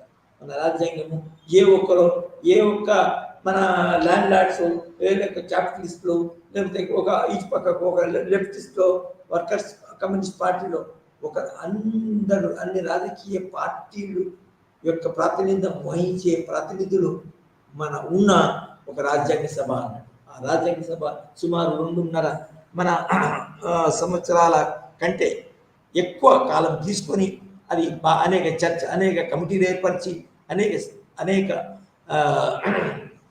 మన అనేక రాజకీయ పక్షాలు, అటు రిలీజియస్ పార్టీస్ కానీ, తర్వాత లెఫ్టిస్ట్ పార్టీ కానీ, మరియు రైటిస్ట్ పార్టీ కానీ, ఇవన్నీ పార్టీలు వీటన్నిటి పార్టీ మన ప్రతినిధులు ఈ రాజ్యాంగ సభలో ఉండి అవి మన చర్చలు జరిపి వాటి యొక్క ఆ పార్టీల యొక్క సిద్ధాంతాల అనుగుణంగా చర్చలు జరగడం జరిగింది, ప్రపోజ్ చేయడం జరిగింది. అది నిజానికి 1949 నవంబర్లో దానికి రాజ్యాంగం పూర్తయింది. ఆ రాజ్యాంగం నిజానికి ఒక డెమోక్రాటిక్ రాజ్యాంగం అని చెప్పొచ్చు. అయితే 1950లో జనవరి 26 నుంచి మాత్రము పూర్తిగా అమల్లోకి వచ్చింది మన రిపబ్లిక్. 1960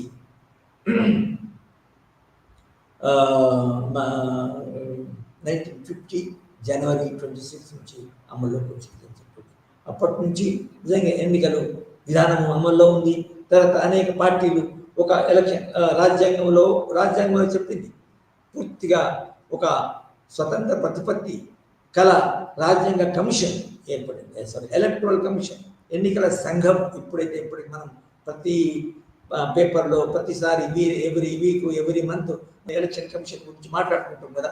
నిజానికి ఆ ఎలక్షన్ కమిషన్ ద్వారానే ఫస్ట్ ఎలక్షన్ 1952లో జరిగింది. ఆ ఎలక్షన్ 1952లో నిజానికి మన అన్ని మొత్తం దేశం మొత్తం మీద నిజానికి ఎన్నికలు జరిగినాయి. ఎందుకంటే 1952 వరకు నిజానికి మన స్వతంత్రాన్ని పొందిన ప్రావిన్సెస్, తర్వాత స్వతంత్రాన్ని మన ఇండియన్ గవర్నమెంట్లో, ఇండియన్ స్టేట్లో అక్సీడ్ చేయబడ్డ మన ఈ ప్రిన్సిపల్ స్టేట్స్, మన స్వదేశీయ సంస్థానాలు కూడా ఈ బ్రిటిష్ ఇండియన్ గవర్నమెంట్లో చేరినాయి. సో అన్ని చేరిన తర్వాత తర్వాత పాకిస్తాను, తర్వాత ఇండియా విడిపోయిన తర్వాత నిజానికి మొట్టమొదటి డెమోక్రాటిక్ ఎలక్షన్ 1952లో జరిగింది. సో ఆ 1950లో నిజానికి అన్ని పార్టీలు పాల్గొన్నాయి. ఒక మల్టీ పార్టీ సిస్టమ్ వ్యవస్థ అని చెప్పచ్చు. అయితే ఈ విధంగా మనము బ్రిటిష్ వాళ్ళ మన బ్రిటిష్ వాళ్ళు రాకముందు మనకి ఇండిపెండెన్స్ రాకముందు మన దేశంలో మల్టీ పార్టీ సిస్టమ్ ఉన్నది. ఆ మల్టీ పార్టీ సిస్టంలో కూడా నిజానికి రీజనల్ పార్టీస్ కూడా స్టార్ట్ చేయడానికి అవకాశం ఉండిందంట, స్వేచ్ఛ ఉండిందంట. అందుకొరకే రీజనల్ పార్టీస్ కూడా ఏర్పడాయి. జస్టిస్ పార్టీ అని, స్వరాజ్ పార్టీ అని. నిజానికి బ్రిటిష్ మన రాష్ట్రాల్లో అంటే ప్రావిన్సెస్, మనము ఇప్పుడు రాష్ట్రాలు అంటున్నాం, అప్పుడు ప్రావిన్సెస్లో మన బ్రిటిష్ ప్రావిన్సెస్లో ఏవైతే ఉన్నాయో, అంటే బ్రిటిష్ ప్రావిన్సెస్ అంటే బ్రిటిష్ వాళ్ళతో డైరెక్ట్గా పరిపాలించబడ్డాయని మనం అప్పటికి అర్థం చేసుకోవాలి. అక్కడ బ్రిటిష్ ఒక్కొక్క ప్రాంతానికి, ఫర్ ఎగ్జాంపుల్ మద్రాస్ ప్రెసిడెన్సీ, తర్వాత మన బాంబే ప్రెసిడెన్సీ, దాని తర్వాత మన కలకత్తా ప్రెసిడెన్సీ, తర్వాత ఇంకా అనేక మన ప్రావిన్సెస్ అనేటి, north eastern provinces, central provinces, అవన్నీ అన్నీ కలిసి ఇందులో మన బ్రిటిష్ వాళ్ళ కింద బ్రిటిష్ ప్రభుత్వము తర్వాత సగం కంటే ఎక్కువ ఇండియాను పరిపాలించింది. సో ఇవన్నీ మళ్ళీ 1950 వరకు ఒకే ప్రభుత్వం కిందకి వచ్చింది, ఒకే దేశం కిందకి వచ్చింది, ఒకే రాజ్యం కిందకి వచ్చింది. సో అప్పుడు వచ్చిన తర్వాత మొట్టమొదటిసారి 1952లో అన్ని రకాల పార్టీలు, ప్రిన్సిపల్ స్టేట్కి సంబంధించిన పార్టీలు, స్వదేశీ సంస్థానాలకు సంబంధించిన పార్టీలు, తర్వాత మన బ్రిటిష్ వాళ్ళ చే పరిపాలించబడిన ప్రావిన్సెస్ ప్రభుత్వాలు, పార్టీలు అన్ని ఎలక్షన్స్ జరిగినాయి. ఆ ఎలక్షన్స్ కూడా రాజ్యాంగం ప్రకారం అమల్లోకి వచ్చిన తర్వాత 1950లో అమల్లోకి వచ్చిన తర్వాత ఎలక్షన్ కమిషన్ ఏర్పడింది. ఆ ఎలక్షన్ కమిషన్ తర్వాత పాత పార్టీలు, తర్వాత కొత్త పార్టీలు రిజిస్ట్రేషన్ కూడా జరుగుతున్నాయి. తర్వాత ఎలక్షన్ కమిషన్ అమలు చేసే రూల్స్ ప్రకారం, రెవల్యూషన్స్ ప్రకారం 1952లో first general election took place. So first general ఎలక్షన్స్లో నిజానికి మన దేశం మొత్తం మీద రాష్ట్రాల్లో, తర్వాత రాష్ట్రాల యొక్క అసెంబ్లీలలో, తర్వాత దేశం యొక్క పార్లమెంటుకు మన ఉన్న సీట్ల కొరకు ఎన్నికలు జరగడం జరిగింది. అప్పుడు ఫస్ట్ పార్లమెంటరీ ఎలక్షన్లో మాత్రము 1952లో కాంగ్రెస్ పార్టీ మన అన్ని రాష్ట్రాల్లోనూ, మెజార్టీ రాష్ట్రాల్లోనూ, తర్వాత పార్లమెంట్లోనూ అత్యధిక మెజార్టీ సాధించింది. అత్యధిక మెజార్టీ ఎప్పుడు వస్తుంది? అత్యధిక పౌరులు దాన్ని ఎన్నుకుంటే, అత్యధిక పౌరులు, మెజారిటీ పౌరులు దాన్ని ఎన్నుకుంటూ వస్తారు తర్వాత రూల్స్ ప్రకారం. So the first general election made Congress party as the ruling party అయినప్పుడు, అప్పుడు రూలింగ్ పార్టీ ఎన్నికలైన తర్వాత, మెజారిటీ వచ్చిన తర్వాత, as per the rules, as per the practices which we have taken from British party system ద్వారా దాన్నే మనము చేపట్టాం. అయితే అప్పుడు మెజారిటీ పార్టీ ఏదైతే ఉందో ఆ పార్టీ తన యొక్క లీడర్ని ఎన్నుకుంటుంది. ఆ లీడరు మన నిజానికి మెజారిటీ స్థానాల్లో ఆ పార్టీ లీడర్తో నిజానికి ప్రభుత్వము ఏర్పడతాడు. పార్టీ లీడర్స్ అంటే అన్ని పార్టీ లీడర్స్ అందరూ మంత్రివర్గము ప్రభుత్వాన్ని ఏర్పడతారు. ఆ పార్టీ ఎంతమంది అయితే మంత్రులు కాగలుగుతారో, ఎంతమంది అయితే మన క్యాబినెట్ మంత్రివర్గంలో ఉంటారో అంతమందిని మాత్రమే అతను మెజారిటీ పార్టీని తీసుకొని మంత్రివర్గాన్ని, క్యాబినెట్ని ఏర్పాటు చేయడం చేస్తున్నారు. సో ఆ విధంగా 1957లో సమాఖ్య స్థాయిలో, కేంద్ర స్థాయిలో గవర్నమెంట్ ఏర్పడింది. దానికి మొదటి ప్రధానమంత్రి నిజానికి మన జవహర్లాల్ నెహ్రూ ఎన్నికైతాడు. అదేవిధంగా మన ఇతరులు, మన మీనను, తర్వాత ఇంకా ముఖ్యులు ఎవరైతే ఉన్నారో మన ఇతర మినిస్టర్స్ అందులో చేరడం జరిగింది, మంత్రివర్గం ఏర్పాటు కావడం జరిగింది. సో పార్టీల పార్టీల యొక్క ప్రజలు ఇండైరెక్ట్ పార్టిసిపేషన్ అంటే వాళ్ళు పార్టీ ప్రతినిధులను ఎన్నుకుంటారు. ఆ పార్టీ ప్రతినిధులు ఎన్నుకున్నప్పుడు ఆ పార్టీ ప్రతినిధులు మన మెజారిటీని సంపాదించి పార్టీ యొక్క లీడర్ని ఎన్నుకుంటారు. పార్టీ యొక్క లీడర్ను మెజారిటీ పార్టీ నుంచి వచ్చిన ఎన్నికైన సభ్యులతో మంత్రివర్గం. So all this is in fact indirect participation of the people. అందరు పీపుల్ ఉంటారు, కానీ వాళ్ళు ఓటు మాత్రం ఓటు ఒక ప్రతినిధులకు తమ ఓటు వేస్తే ఆ ప్రతినిధి దానికి స్టేట్ మన అసెంబ్లీలు అయితే స్టేట్ స్థాయిలో మన అసెంబ్లీ ఉంటాయి, తర్వాత మన ఏమంటుందని కేంద్ర స్థాయిలో సమగ్ర స్థాయిలో పార్లమెంట్లో దానికి తమ యొక్క ప్రతినిధులు వెలుగుతారు. ఈ ప్రతినిధులు దానికి చట్టాలు చేస్తారు. ఆ చట్టాల ప్రకారమే మంత్రివర్గము కానీ ప్రెసిడెంట్ కానీ దానికి పాలన కొనసాగించుంటారు. కానీ చట్టాలు చేయు కాలంలో మాత్రం చట్ట నిర్మాణాన్ని మాత్రము దానికి ప్రజలు డైరెక్ట్గా పాల్గొంటారు. అది డెమోక్రసీ యొక్క తత్వం. ఎందుకంటే మన దేశంలో నిజానికి డెమోక్రసీ అనేది ఉందని చెప్పాలి, పార్టీ సిస్టమ్ ఉందని చెప్పాలి. పార్టీ మన స్వచ్ఛమైన మన ఈనాటికంటే చెప్పండి, ఈ రోజు కూడా మనము ఇన్ని సంవత్సరాలు 70 సంవత్సరాల కంటే ఎక్కువైన తర్వాత 1947, 1950, 1957, 1924 అంటే దానికి 74 సంవత్సరాల కాలంలో ఒకరోజు ఒక ఎమర్జెన్సీ ద్వారా తప్ప మనకి మన ప్రజలు స్వేచ్ఛను అనుభవించారు. ప్రజాప్రతినిధులు పార్టీలు స్వేచ్ఛను అభినందించి లీడర్షిప్ ఒక ఎమర్జెన్సీ ద్వారా కాలంలో తప్ప దానికి అన్ని కాలాల్లో కూడా దానికి మన ప్రజాస్వామ్యం ఉందని చెప్పుకోవచ్చు. అయితే ఈ 1952 నుంచి అంటే పూర్తిగా స్వతంత్రం వచ్చినప్పుడు బ్రిటిష్ వాళ్ళు వెళ్ళిపోయినప్పుడు బ్రిటిష్ వాళ్ళు మన భారతదేశాన్ని రాజకీయంగా పూర్తిగా విడిచిపెట్టారు. వాళ్ళ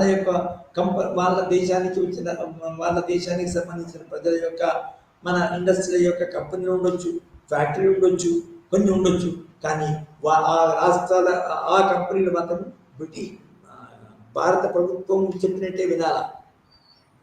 వాళ్ళు మన మన బ్రిటిష్ కంపెనీలైనా బ్రిటన్ యొక్క మన మన మన పారిశ్రామికవేత్తలైనా కూడా వాళ్ళు ఇండియన్ గవర్నమెంట్కు లొంగి ఉండాలి, ఇండియా చేసిన చట్టాలకు లొంగి ఉండాలి.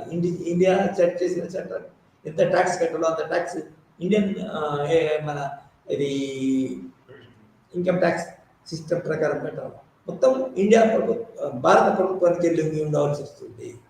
లేకపోతే వాళ్ళు లొంగి ఉండదలుచుకోకపోతే వాళ్ళు మన దేశాన్ని వెళ్ళిపోవచ్చు. సో ఆ విధంగా India got a independence and తర్వాత Indian political party become independent and Indian party system got independent party system. So 1957 నుంచి నిజానికి మన దేశంలో ఇండిపెండెంట్ కంట్రీలో ఏ విధంగా పార్టీలు పనిచేసినాయి అని చెప్తే మనం చూసుకుంటే 1852 నుంచి 1952 నుంచి 1969 వరకు 1952 నుంచి 1947 అన్ని పార్టీలు ఎలక్షన్లో పాల్గొన్నవి. అన్ని పార్టీలు పార్లమెంట్కి ఒకవైపు సమగ్ర స్థాయిలో కేంద్ర స్థాయిలో పార్లమెంటు సీట్లు పోటీ చేసినాయి. తమ యొక్క మన అభ్యర్థులను నిలబెట్టినాయి. కాంగ్రెస్ పార్టీ పోటీ చేసింది అన్ని పార్టీలు, కానీ వేరే పార్టీలు కూడా పోటీ చేసింది. నేషనల్ పార్టీస్ 1850 నుంచి ఉన్నాయి. ముస్లిం లీగ్ కానీ, Indian national party, Congress, communist party కానీ ఒక బ్యాన్ కాకముందు 1947 క్విట్ ఇండియా మూవ్మెంట్ రాకముందు, రెండో ప్రపంచ యుద్ధము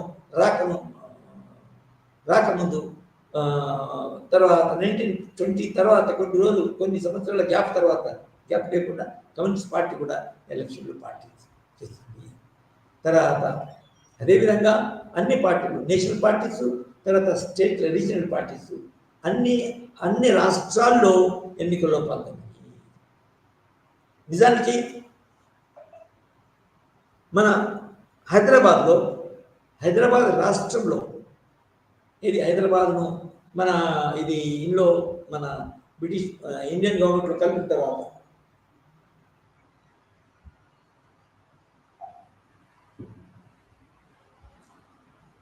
నిజానికి కేంద్ర ప్రభుత్వము కేంద్ర స్థాయిలో మరి మెజారిటీ రాష్ట్రాల్లో కాంగ్రెస్ యొక్క డామినేషన్ ఉన్నది.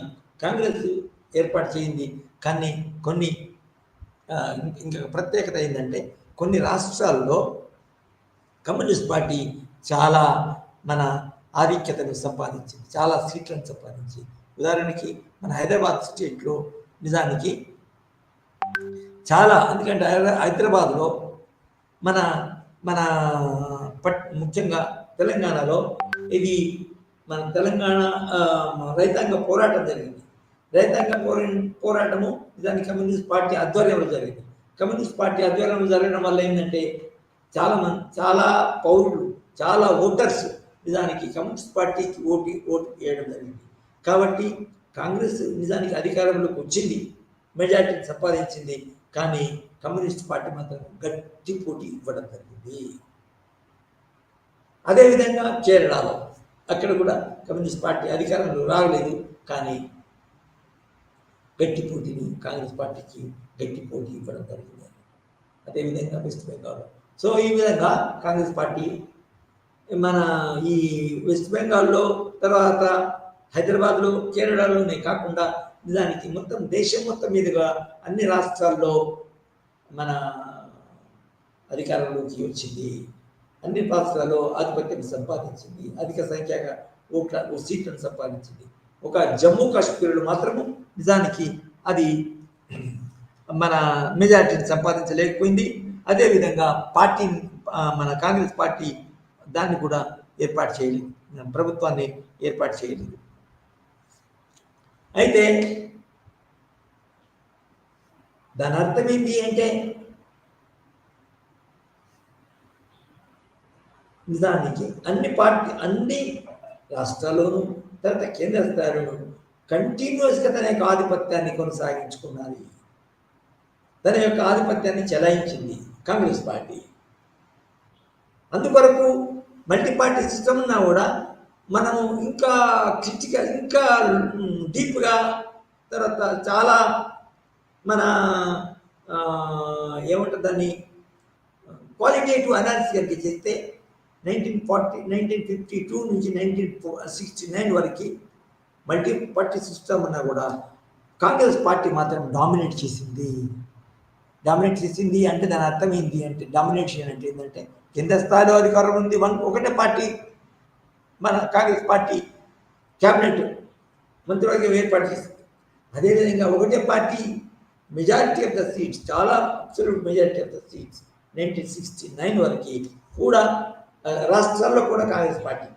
కానీ ఒక కేరళలో మాత్రం 1957లో మాత్రం కమ్యూనిస్ట్ పార్టీ అధికారాన్ని చేపట్టింది, అధికారంలోకి వచ్చింది. కానీ నిజానికి అది కూడా చాలా రోజులు ఉండలేదు. 1957 నుంచి 1959 వరకే నిజానికి అధికారంలో ఉండింది. ఎందుకంటే కొన్ని లెఫ్టిస్ట్ విధానాల వల్ల, భూ సంస్కరణలు, చాలా తీవ్రమైన సంస్కరణలు చేయడం వల్ల అది కాంగ్రెస్ పార్టీ దేశంలో కేంద్ర స్థాయిలో అధికారంలో కొన్ని కాంగ్రెస్ పార్టీకి నచ్చలేదు. తర్వాత నచ్చకపోవడం వల్ల కొంచెం అల్లర్లో ఏవో ఏర్పడడం వల్ల మన ఎమర్జెన్సీ పవర్స్ ఉంటాయి కదా మన రాజ్యాంగంలో, దాని ప్రకారంగా నిజానికి 1959లో ఆ ప్రభుత్వాన్ని కూడా మన రద్దు చేయడం జరిగింది కమ్యూనిస్ట్ పార్టీ 57-59. సో ఈ ట్రెండ్, ఈ యొక్క ప్రత్యేకత వల్ల 1952 to 1969లో ఈ కాంగ్రెస్ అధికారంలో ఉండడం వల్ల, కాంగ్రెస్ ఆధిక్యత కలిగి ఉండడం వల్ల ఈ సిస్టమ్ని one party dominance, multi party system with one party dominance అని ముఖ్యంగా మన ఈ రజనీ కోటారి అనే రాజకీయవేత్త, మన భారత రాజకీయాలపై ఒక ప్రముఖ మన రచయిత ఏమంటారంటే వన్ పార్టీ డామినెన్స్ అని చెప్తారు. సో వన్ పార్టీ డామినెన్స్ 1969 వరకు ఉంది. అయితే 1969లో మాత్రము ఈ వన్ పార్టీ డామినెన్స్ మాత్రము పడిపోయింది అని చెప్పొచ్చు. 1969 నుంచి 1989 వరకు దానికి ఒక కొత్త రకమైన పార్టీ సిస్టము వచ్చింది అని చెప్పవచ్చు. ఒక కొత్త ట్రెండ్, కొత్త వరవడి ఇండియన్ మన పార్టీల పరంగా, రాజకీయ పరంగా, పార్టీ పరంగా, ఒక పార్టీల యొక్క ఫంక్షనింగ్ పరంగా కొత్త ఒరవడి వచ్చిందని చెప్పాలి. ఎందుకంటే 1969 నుంచి దానికి వన్ పార్టీ డామినెన్స్ పోయి తర్వాత అనేక రాష్ట్రాల్లో రీజనల్ పార్టీ ఏర్పడి అది మన ఆ రీజనల్ పార్టీస్ పార్లమెంట్కి పోటీ చేసినాయి, పార్లమెంట్ సీట్ల కోసం పోటీ చేసినాయి. తర్వాత మన ప్రాంతీయ రాష్ట్రాల అసెంబ్లీ సీట్ల కోసం పోటీ చేసినాయి. ఇది రీజనల్ పార్టీస్ పోటీ చేసినాయి. అట్లా పోటీ చేసి ఏమైంది అంటే కాంగ్రెస్ పార్టీ యొక్క డామినేషన్ పడగొట్టినాయి. ఎందుకంటే ఆ కారణంలో మనకి ఇంపార్టెన్స్ కాదనుకోండి, మన పార్టీ సిస్టమ్ ఎంత పనిచేస్తుందో అది ముఖ్యంగా చదవడం అని. ఏ విధంగా కాంగ్రెస్ పార్టీ నిజానికి మన మన మన రీజనల్ లెవెల్లో, స్టేట్ లెవెల్లో పార్టీలను అణచివేసినాయి. తర్వాత తన యొక్క పార్టీ డిక్టేటర్షిప్ కూడా చెలాయించిందని చెప్పొచ్చు.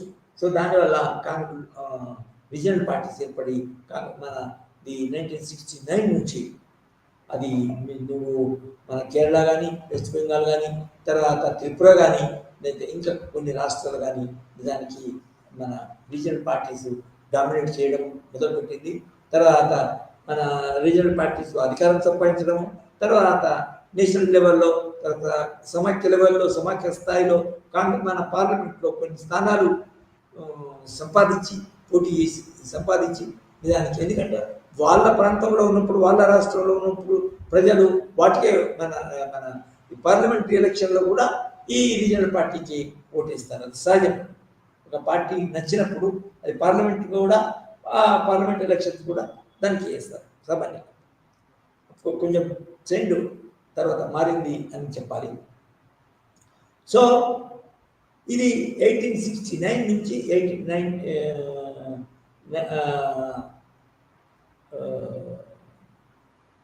1989 వరకు నిజానికి ఈ ఒక రకమైన మన కాంగ్రెస్ పార్టీ డామినేషన్ బలం కలిగి ఉంటుంది. కానీ ఆధిక్యత ఇదివరకు వన్ పార్టీ డామినెన్స్ అనేది పోతుంది. సో అనేక ప్రాంతాల్లో అనేక పార్టీలు మన అసెంబ్లీ ఎలక్షన్లో పాల్గొని నిజానికి ఇది మన రాష్ట్ర స్థాయిలో మాత్రము, తర్వాత ఆల్టర్నేటివ్ అంటే కాంగ్రెస్ కాకుండా కాంగ్రెస్ ఇతర ప్రభుత్వాలు ఇది అసెంబ్లీలో వేయడం జరిగింది. అయితే ఇంకా ఈ మధ్యలో 1819 తర్వాత ఇంకొక మన స్టేట్లో ఇంకొక ఫ్రాగ్మెంటేషన్ జరిగింది. అంటే ఏంటంటే రాష్ట్రాల్లో పూర్తిగా కాంగ్రెస్ యొక్క పరపతి అనేది పూర్తిగా పడిపోయింది. అంతేకాకుండా ఇంపార్టెంట్ నేషనల్ పార్టీస్ కూడా మన ఏర్పడ్డాయి. అది మొట్టమొదటి నుంచి కమ్యూనిస్ట్ పార్టీలు ఉన్నాయి. దాని తర్వాత మన జనసంఘ్ అనే పార్టీ పోయి తర్వాత బీజేపీ అనేది ఏర్పడింది.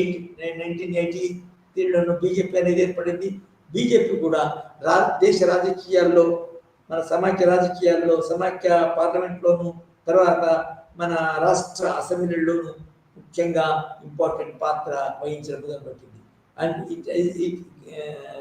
BJP started giving a tough opposition to the Congress party.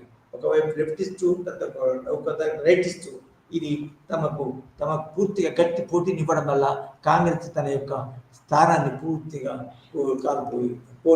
కోల్పోయింది అని చెప్పచ్చు. అయితే 1898 వరకు ఒక రకంగా ఉంటే 1890 నుంచి మాత్రం దానికి దేశంలో అసలు ఈ కాలంలో దానికి ఫ్రాగ్మెంటెడ్ పాలిటిక్స్. ఎందుకంటే మన దేశంలో మన ఎలక్షన్ కమిషన్ ద్వారా కండక్ట్ చేసే ఎలక్షన్లో ఒక విధమైన స్పెషాలిటీ ఉంది. ఆ స్పెషాలిటీ ఏంటంటే ఎన్నికల విధానంలో ఒక వ్యక్తి ఎన్నుకొనబడాలంటే, ఒక వ్యక్తి ఎన్నికైనట్టు మీరు ప్రకటించబడాలంటే అతనికి నిజానికి ఆ కాన్స్టిట్యున్సీలో, ఆ నియోజకవర్గంలో పార్లమెంటరీ నియోజకవర్గం కానీ, తర్వాత రాష్ట్ర నియోజకవర్గం కానీ, ఆ క్యాండిడేట్ ఒక వ్యక్తికి నిజానికి అబ్సల్యూట్ మెజారిటీ రానక్కర్లేదు. అబ్సల్యూట్ మెజారిటీ రాకుండా కూడా ఒక వ్యక్తి ఎన్నుకోబడడానికి అవకాశం ఉంది. ఎలా అంటే అది ఒక కిటుకు, మనకి చాలా ఇంపార్టెంట్. దాన్ని ఫస్ట్ పాస్ట్ పోస్ట్ సిస్టమ్ అని అంటారు. ఉదాహరణకి మన ఎలక్ట్రల్ సిస్టమ్ యొక్క ప్రత్యేకత ఏంటంటే, ఒక కాన్స్టిట్యున్సీలో ఒక 10 మంది ఆ కాన్స్టిట్యున్సీకి పోటీ చేస్తున్నారు. 10 మంది 10 పార్టీలు, ఒక 8 మంది పార్టీలు, ఒక్కొక్క పార్టీ ఒక్కొక్క వ్యక్తిని నిలబెడుతున్నారు. ఒక 2 ఇండిపెండెంట్ అనుకున్నాం. ఒక 10 మంది ఒక కాన్స్టిట్యున్సీకి పోటీ చేస్తున్నారు. అట్లా పోటీ చేసినప్పుడు ఓటర్స్ ఈ 10 మందికి ఓట్లు వేస్తారు. దాని అర్థం ఏంటంటే, ప్రజల మన ఓటర్ల యొక్క ఓట్లు వీళ్ళ మధ్యన చీలిపోతాయి. అంటే ఓట్లు చీలిపోవడం వల్ల జరుగుతాయి. కానీ మన పార్టీ యొక్క ఎలక్ట్రల్ సిస్టమ్ ఏం చెప్తుందంటే, చీలిపోయినా కూడా ఏ పార్టీకి అయితే ఎక్కువ ఓట్లు వస్తాయో, మెజారిటీ కాదు, అబ్సల్యూట్ మెజారిటీ 50%, మన 50 కంటే ఎక్కువ ఉండాలా అనేది ఫిక్స్డ్ లేదు మన ఎలక్షన్ సిస్టమ్ ప్రకారం. మన పీపుల్స్ రిప్రజెంటేటివ్ యాక్ట్ ప్రకారం 1951లో ఏదైతే పీపుల్స్ రిప్రజెంటేటివ్ యాక్ట్ వచ్చిందో దాని ప్రకారంగా ఒక వ్యక్తి గెలవాలంటే మన అబ్సల్యూట్ మెజారిటీ అవసరం లేదు. దీన్ని రిలేటివ్ మెజారిటీ అంటారు. తర్వాత ఎవరైతే మన అభ్యర్థుల కంటే ఎక్కువ ఓట్లను సంపాదించాడో ఆ వ్యక్తి ఆ కాన్స్టిట్యున్సీ ఎన్నికైనట్టు ప్రకటించబడుతుంది ఎలక్షన్ కమిషన్.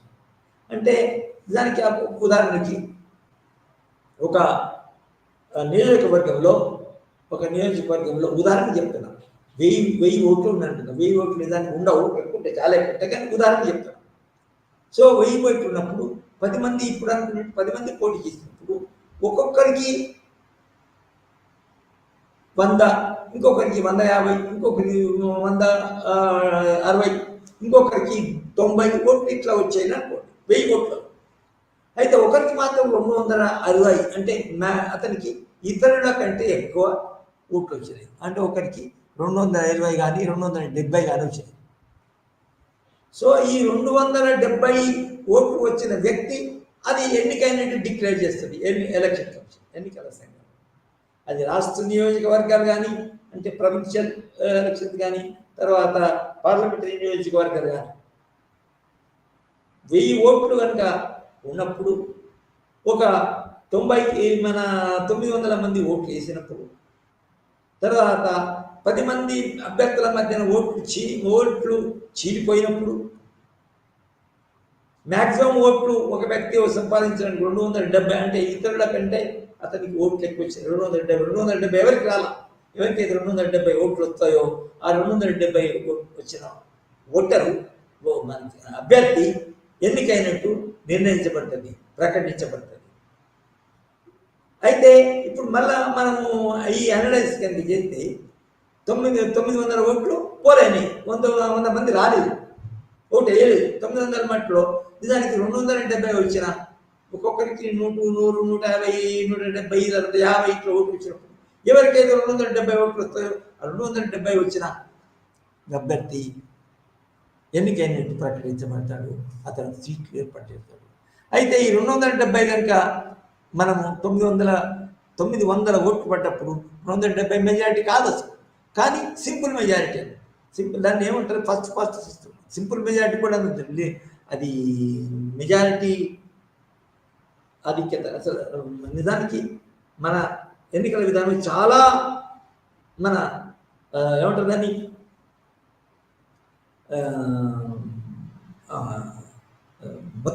మొత్తం మీద చాలా రాడికల్గా మన సంస్కరించబడాలి ఎన్నికల విధానం. ఎందుకంటే 270 900 ఓట్లు పోలేనప్పుడు 270 వచ్చిన వ్యక్తి కూడా మన ఎన్నికల విధానం ద్వారా ఎన్నికైపోయారు. సో కానీ మనము Congress party dominate party system ఉంది కదా 1969 వరకు. అప్పుడు 40% మన ఓట్లు పడ్డాయి. ఒక రకమైన కొంచెం మెజారిటీ వచ్చింది. అది కూడా అబ్సల్యూట్ మెజారిటీ కాదు, 50% మెజారిటీ కాదు, అబ్సల్యూట్ మెజారిటీ కాదు. అప్పుడు 47 కూడా వచ్చింది ఇది కాంగ్రెస్ పార్టీ మొత్తం మీద. అయితే అది మొత్తం తక్కువ వచ్చింది.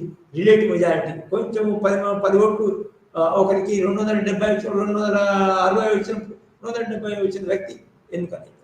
సో నిజానికి మన ఎన్నికల మొత్తం పూర్తిగా సంచరింపబడాలా, అప్పుడే నిజానికి మనం ప్రాతినిధ్యం ప్రభుత్వం అనుకోవచ్చు.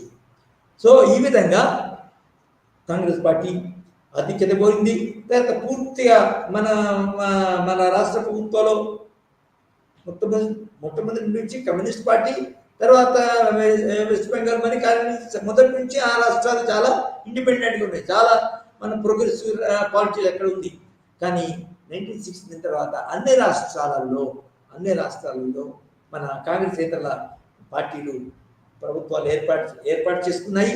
తర్వాత ఇప్పుడు మనము లేటెస్ట్ మనం ఏనుకోవచ్చు అంటే నిజానికి ఏదైతే ఎన్నికల లోపం ఉందో 270 వచ్చినా కూడా 900 ఓట్లు పోలేనప్పుడు 270 వచ్చిన మన అభ్యర్థులు కూడా ఎన్నికైన తర్వాత ఆ లోపపు ఇష్టమైన ప్రభుత్వాన్ని పోగొట్టుకుంటే ఓట్లు చీలిపోకుండా ఉండడానికి నిజానికి ఫ్రంట్ పాలిటిక్స్, అలయన్స్ పాలిటిక్స్ అనేది మన మొదలైంది. అంటే చాలా నేషనల్ లెవెల్లో ఆధిక్యంలో ఉన్న కాంగ్రెస్ పార్టీ, ఓల్డ్ పార్టీ, తర్వాత బీజేపీ పార్టీ ఏదైతే ఉన్నదో ఒక్కొక్క పార్టీ పెద్ద పార్టీలు తమకు తోడుగా ఒక రీజనల్ పార్టీస్ ఏర్పడింది. ఎన్డీఏ నేషనల్ డెమోక్రాటిక్ అలయన్స్ అనేది ఒకటి, తర్వాత UPI United progressive UPI of India అని ఈ 2 ఫ్రంట్ పాలిటిక్స్ ఏర్పడ్డాయి. దానివల్ల ఏంటంటే ఓటు చీలిపోకుండా నిజానికి డెమోక్రసీ అనేది ఒక విధంగా సక్సెస్ఫుల్గా అని అవుతుంది అనొచ్చు. అప్పుడు నిజానికి మన మైనారిటీ ఉన్న మన నేషనల్ పార్టీ మన ప్రభుత్వాలు ఏర్పడవు. అదేవిధంగా రాష్ట్ర స్థాయిలో కూడా మైనారిటీ ఓట్లు వచ్చినా కూడా ప్రభుత్వాలు ఏర్పడడం జరిగినాయి. అధోగతి పరిస్థితి అనేది పూర్తిగా పోయింది. Now at the state level or the national level also there is front politics. ఒక ఫ్రంట్ ఆధ్వర్యంలో దానికి ముఖ్యమైన పార్టీ అది మన కాంగ్రెస్ పార్టీ, మన యూపీఐ ఫ్రంట్కి ఆధిక్యత లీడర్షిప్ వహిస్తుంది. తర్వాత ఎన్డీఏకి మన బీజేపీ ఆధిక్యత మన నాయకత్వం వహిస్తుంది. కాబట్టి ఇక్కడ ఓట్లు చీలిపోకుండా రిప్రజెంటేటివ్ సిస్టమ్ అనేది నిజానికి ఒక విధంగా కొత్తగా ఏర్పడేది, ఒక హెల్దీ సైన్ అని చెప్పవచ్చు. ఇది మన దేశంలో ఉన్న పార్టీ సిస్టము ఒక ప్రత్యేకత కలిగి ఉంది. తర్వాత వన్ పార్టీ సిస్టమ్ చైనాలో కాకుండా వన్ పార్టీ సిస్టమ్ కాదు. తర్వాత మన 2 బైపార్టీ సిస్టము అమెరికాలో బ్రిటన్లో కాకుండా మన దేశంలో మల్టీ పార్టీ సిస్టము ఈ అలయన్స్ ద్వారా సక్సెస్ఫుల్గా అయింది అని చెప్పుకోవచ్చు. సో ఇంతటితో మనము ఈరోజు రాజకీయ పార్టీ వ్యవస్థ ఏదైతే మన దేశంలో ఏ విధంగా పనిచేస్తుందో అది మనము మంచిగా విశ్లేషించుకున్నాం. Thank you very much.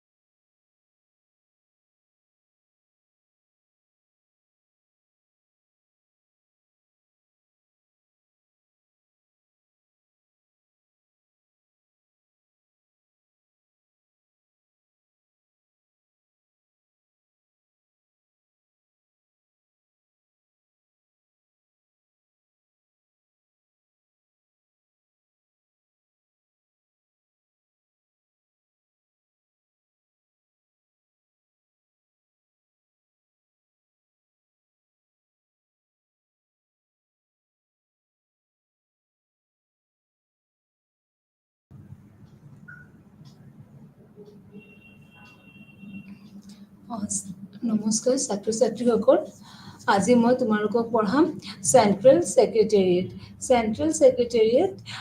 তাৰ আগত পঢ়াৰ আগতে আমি ষ্ট্ৰাকচাৰটো জানিব লাগিব, তাতে কি কি আছে এইটো ইউনিটত। অবজেক্টিভখিনি পঢ়িব লাগিব।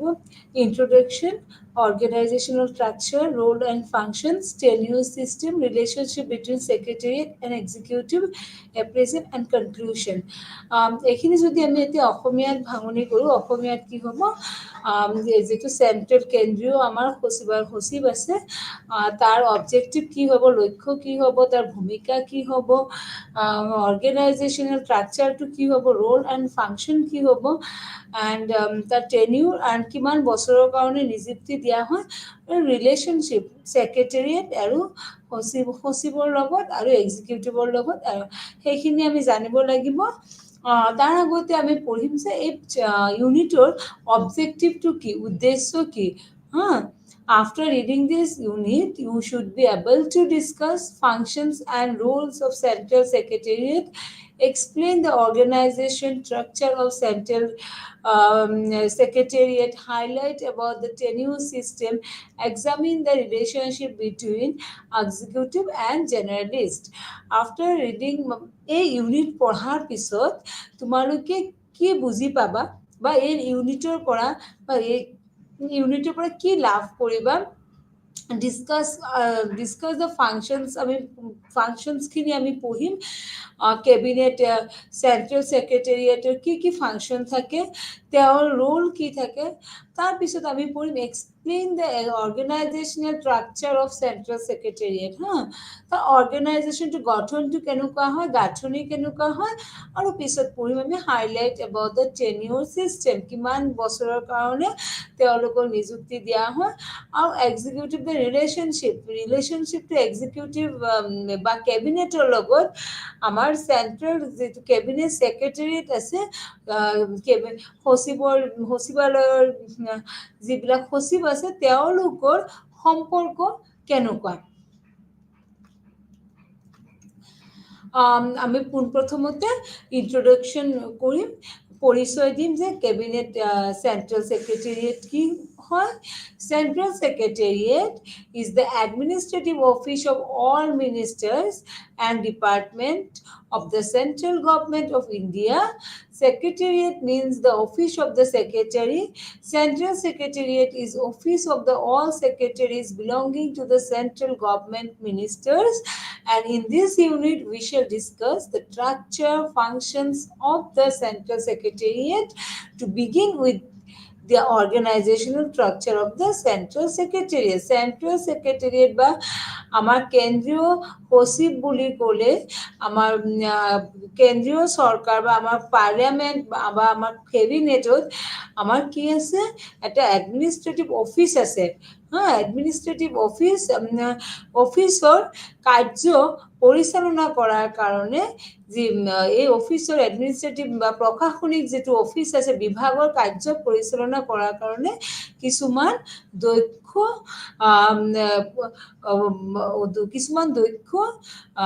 আমি কি ক'ব পাৰোঁ, দক্ষ আমি মানুহৰ প্ৰয়োজন হয়। আৰু secretariat means office of the secretary.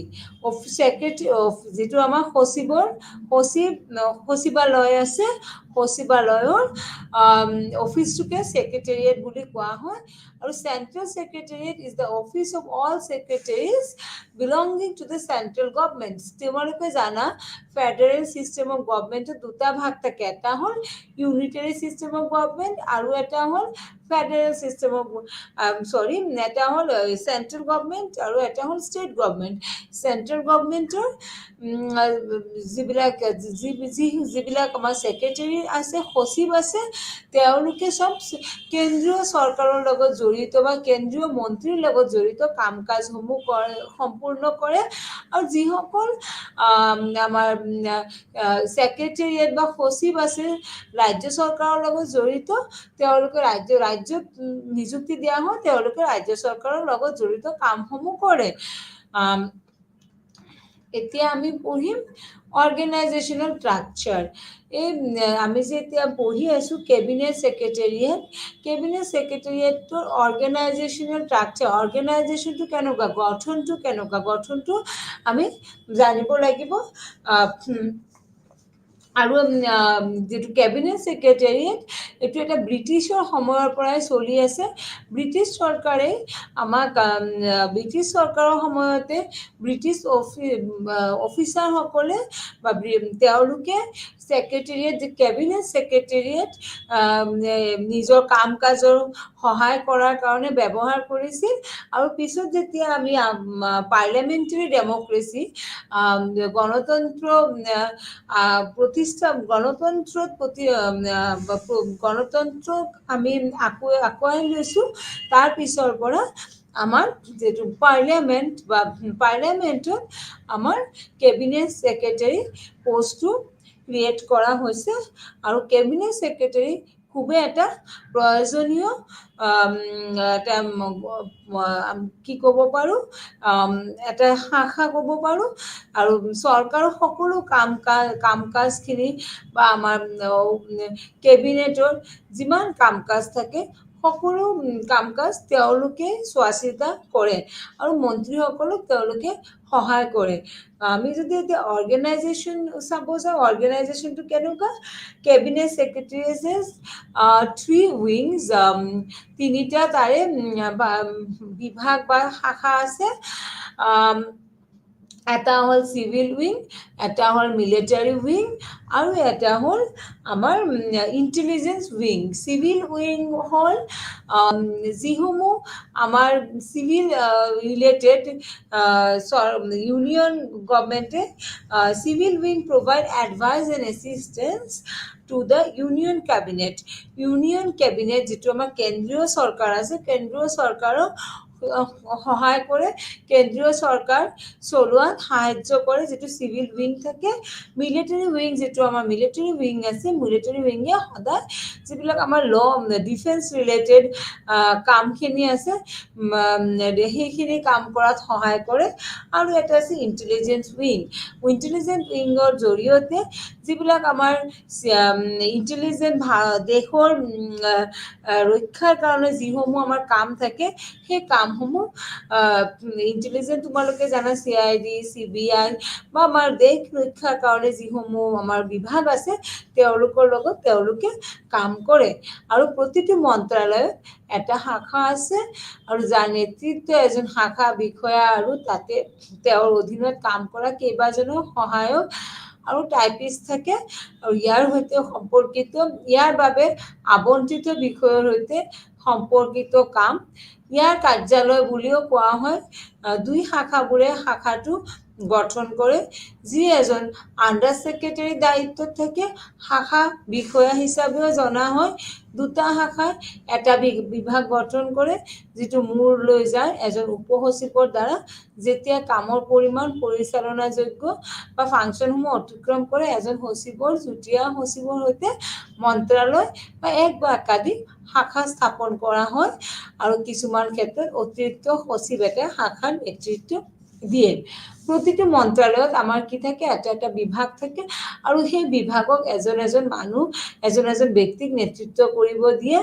আৰু তাৰ কাম কাজসমূহ আমাৰ কেবিনেট ছেক্ৰেটেৰিয়েটসমূহ বিলাকে তেওঁলোকে চোৱা চিতা কৰে আৰু শাখাবোৰ গঠন কৰে। আৰু যি এজন আণ্ডাৰ ছেক্ৰেটাৰী দায়িত্ব থাকে শাখা বিষয়া হিচাপে, তেওঁলোকেও কাম কৰে। আৰু আমি যদি চাব যাওঁ, এইখিনি হ'ল আমাৰ অৰ্গেনাইজেশ্যন। ইয়াৰ উপৰিও আমাৰ কিছুমান আৰু তাৰ ভাগ আছে। Beside the cabinet secretariat the has following organisation. এই তিনিটা যে মই ক'লোঁ তোমালোকক, civil wings, military wings, intelligence wings, ইয়াৰ উপৰিও আমাৰ cabinet secretary has following organisation. আৰু কেইটামান তাৰ ভাগ আছে, বিভাগ আছে, যেনেকুৱা research and analysis wing. Research and analysis wings তোমালোকে ৰৰ নাম শুনিছা। Director general security special protection group, Joint Intelligence Committee, Director of Public Grievances, National Authority Chemical Weapon Conventions. এই কেইটা আমাৰ কি আছে আৰু শাখা আছে আমাৰ অৰ্গেনাইজেশ্যনৰ এতিয়া আমি ফাংচন পঢ়িম যে কেবিনেট ছেক্ৰেটেৰিয়েট কি ফাংচন কৰে তেওঁলোকৰ কি কাম হয় কেন্দ্ৰীয় যে সচিব আছে কেন্দ্ৰীয় সচিবালয়ৰ কি কাম আছে আৰু তেওঁলোকৰ তোমালোকৰ কিতাপত 8টা ফাংচনৰ কথা কৈছে 8টা কাম আছে বুলি কোৱা হৈছে আমি পৰীক্ষাত যদি তোমালোকৰ লং কোৱেশ্চন আহে লং কোৱেশ্চন হিচাপে লিখিবা বা কেতিয়াবা আহিব যাব পাৰে শৰ্ট কোৱেশ্চন হলে আপোনালোকে শৰ্ট কোৱেশ্চনৰ দৰে লিখিব তেতিয়া এজ এ হোল গোটেইখিনি লিখিব আৰু লং কোৱেশ্চন যদি আহে যে function of the cabinet secretary তেতিয়া আপোনালোকে অকল ফাংচনছ কেইটাই লিখিব 8টা ফাংচন আপোনালোকৰ কিতাপত দিয়া আছে আৰু তাৰে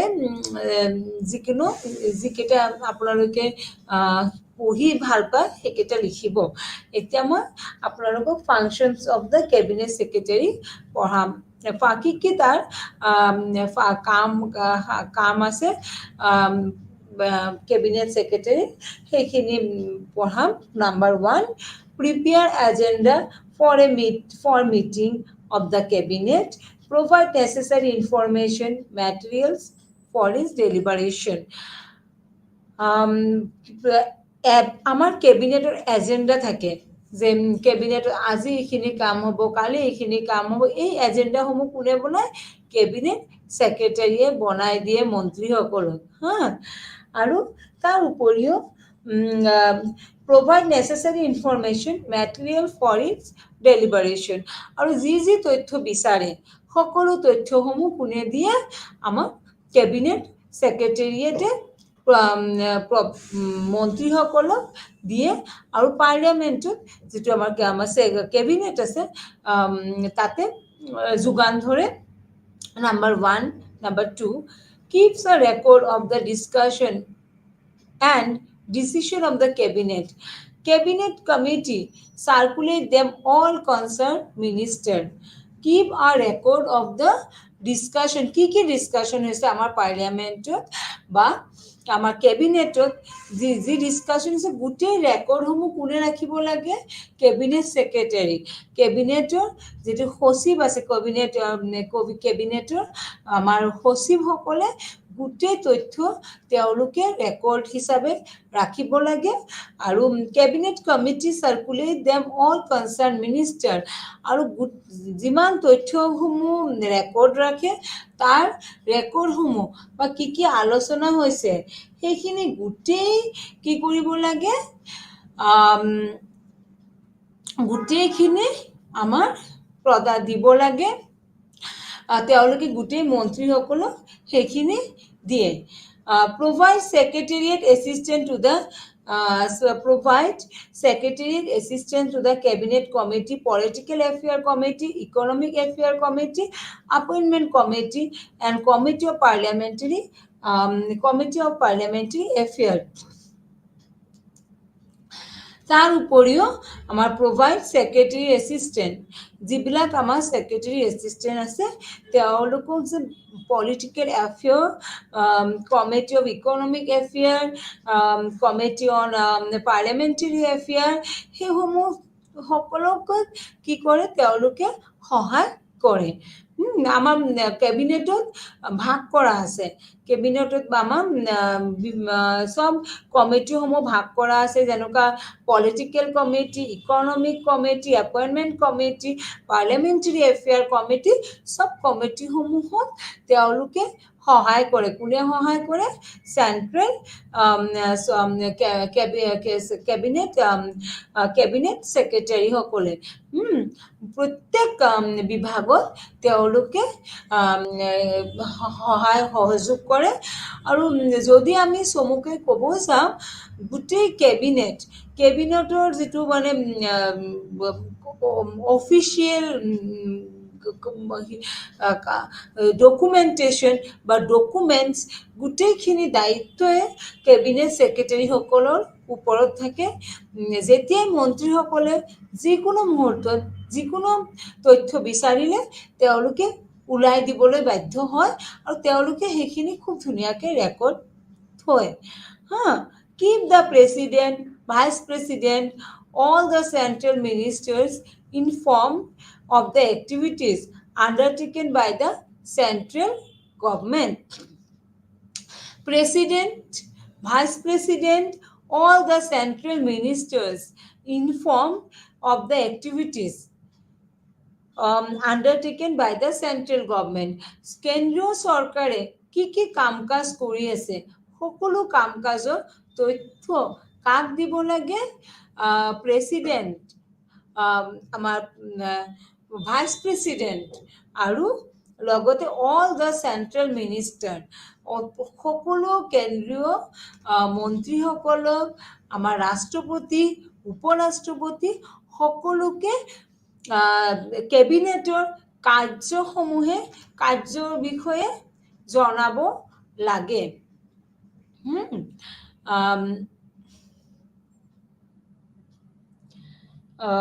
সেইখিনি তাৰ উপৰিও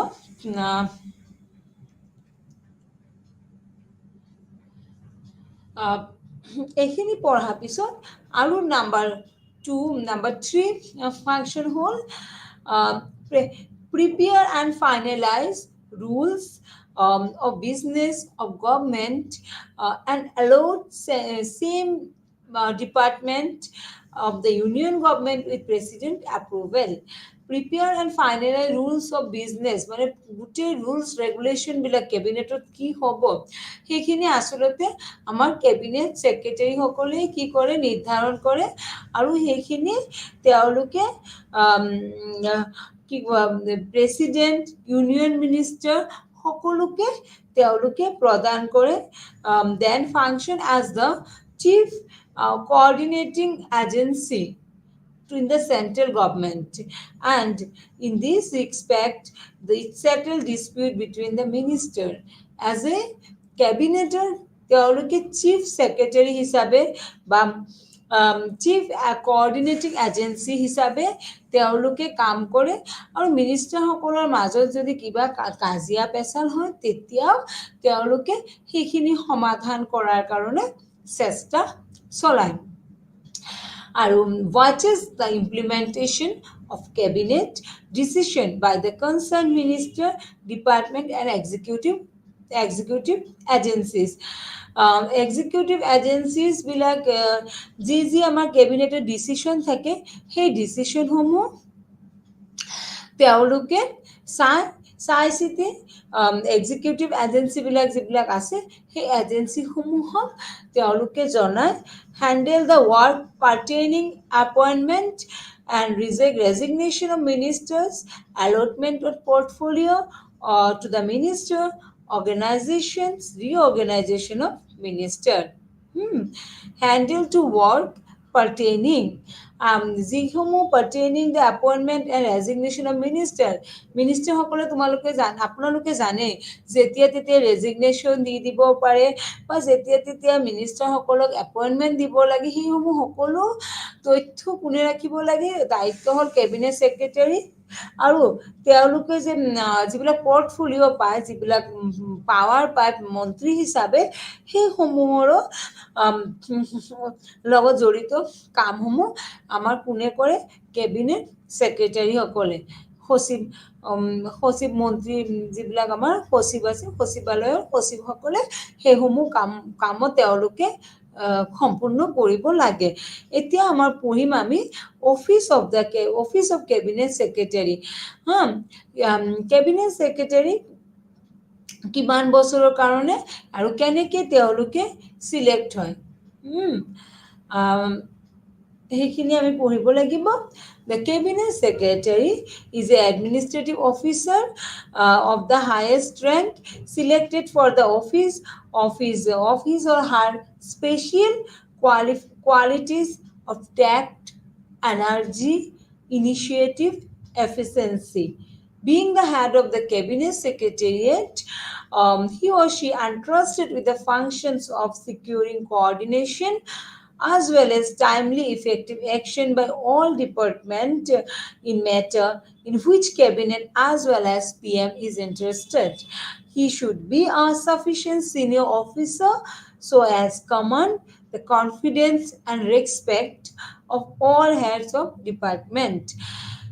তেওঁ এজন খুব দক্ষ বিষয়া হ'ব লাগিব, প্ৰশাসনিক বিষয়া হ'ব লাগিব। তেওঁৰ হায়েষ্ট যিটো ৰেংক কেবিনেট ছেক্ৰেটাৰী, কেবিনেটৰ যিটো ছেক্ৰেটাৰী আমাৰ সচিবৰ প্ৰধান, সেই সচিব প্ৰধান এজন সচিব হৈছে মন্ত্ৰালয় বা বিভাগৰ প্ৰশাসনিক মুৰব্বী। যেনেকৈ হ'ব পাৰে তেওঁৰ নীতি সকলো বিষয়ত মন্ত্ৰীজনৰ মুখ্য উপদেষ্টা হ'ব পাৰে, লগতে সংশ্লিষ্ট মন্ত্ৰালয়ৰ প্ৰশাসনিক বিষয়ৰ বাবেও তেওঁ দায়বদ্ধ হ'ব পাৰে। আৰু appointment কেনেকুৱা হয়? The cabinet secretary is the ex-officio chairman of the civil service board and head of the Indian administrative service. তোমালোকে সকলোৱে জানা, আপোনালোকে সকলোৱে জানে যে কেবিনেট ছেক্ৰেটাৰী কেনেকৈ নিযুক্তি দিয়া হয়? by UPSC exam, union public service কমিশনৰ জৰিয়তে Indian administrative service IAS UPSC থ্ৰুৰে UPSCৰ জৰিয়তে যিসকল প্ৰশাসনিক বিষয়া IAS ইণ্ডিয়ান এডমিনিষ্ট্ৰেটিভ সাৰ্ভিসৰ কাৰণে সক্ষম হয়, তেওঁলোকক এই পদৰ কাৰণে নিযুক্তি দিয়া হয়। আৰু তেওঁলোকে বা আমাৰ যিটো চিভিল সাৰ্ভিস বোৰ্ড আছে, চিভিল সাৰ্ভিস বোৰ্ডৰ জৰিয়তে তেওঁলোকক নিযুক্তি দিয়া হয়। এইটো আপোনালোকে সকলোৱে জানে, অল ইণ্ডিয়া সাৰ্ভিসৰ জৰিয়তে তেওঁলোকক নিযুক্তি দিয়া হয় কেবিনেট ছেক্ৰেটাৰী হিচাপে, সচিব প্ৰধান হিচাপে বা সচিব। Appointment and tenure, তেওঁলোকক কিমান বছৰৰ কাৰণে এপইণ্টমেণ্ট দিয়া হয়?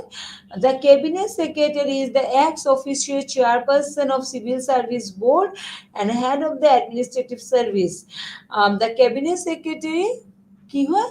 Is the ex-officio chairperson of the civil service board and head of the Indian administrative service.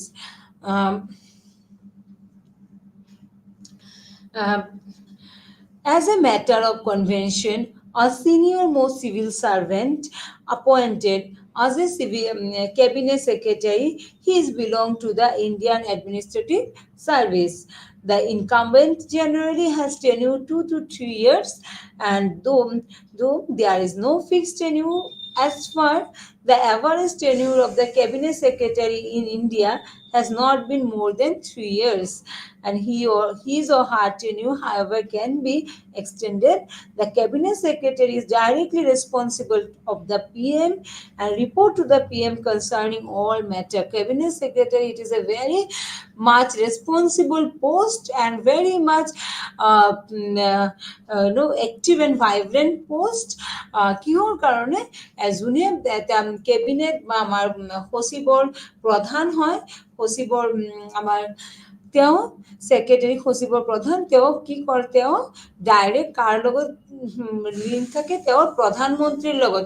প্ৰধানমন্ত্ৰীয়ে আমাৰ সকলো যিবিলাক আমাৰ পাৰ্লিয়ামেণ্টত কাম কাজ হয়, সেই কাম কাজসমূহৰ বিষয়ে তেওঁৰ পৰাই কি কৰে?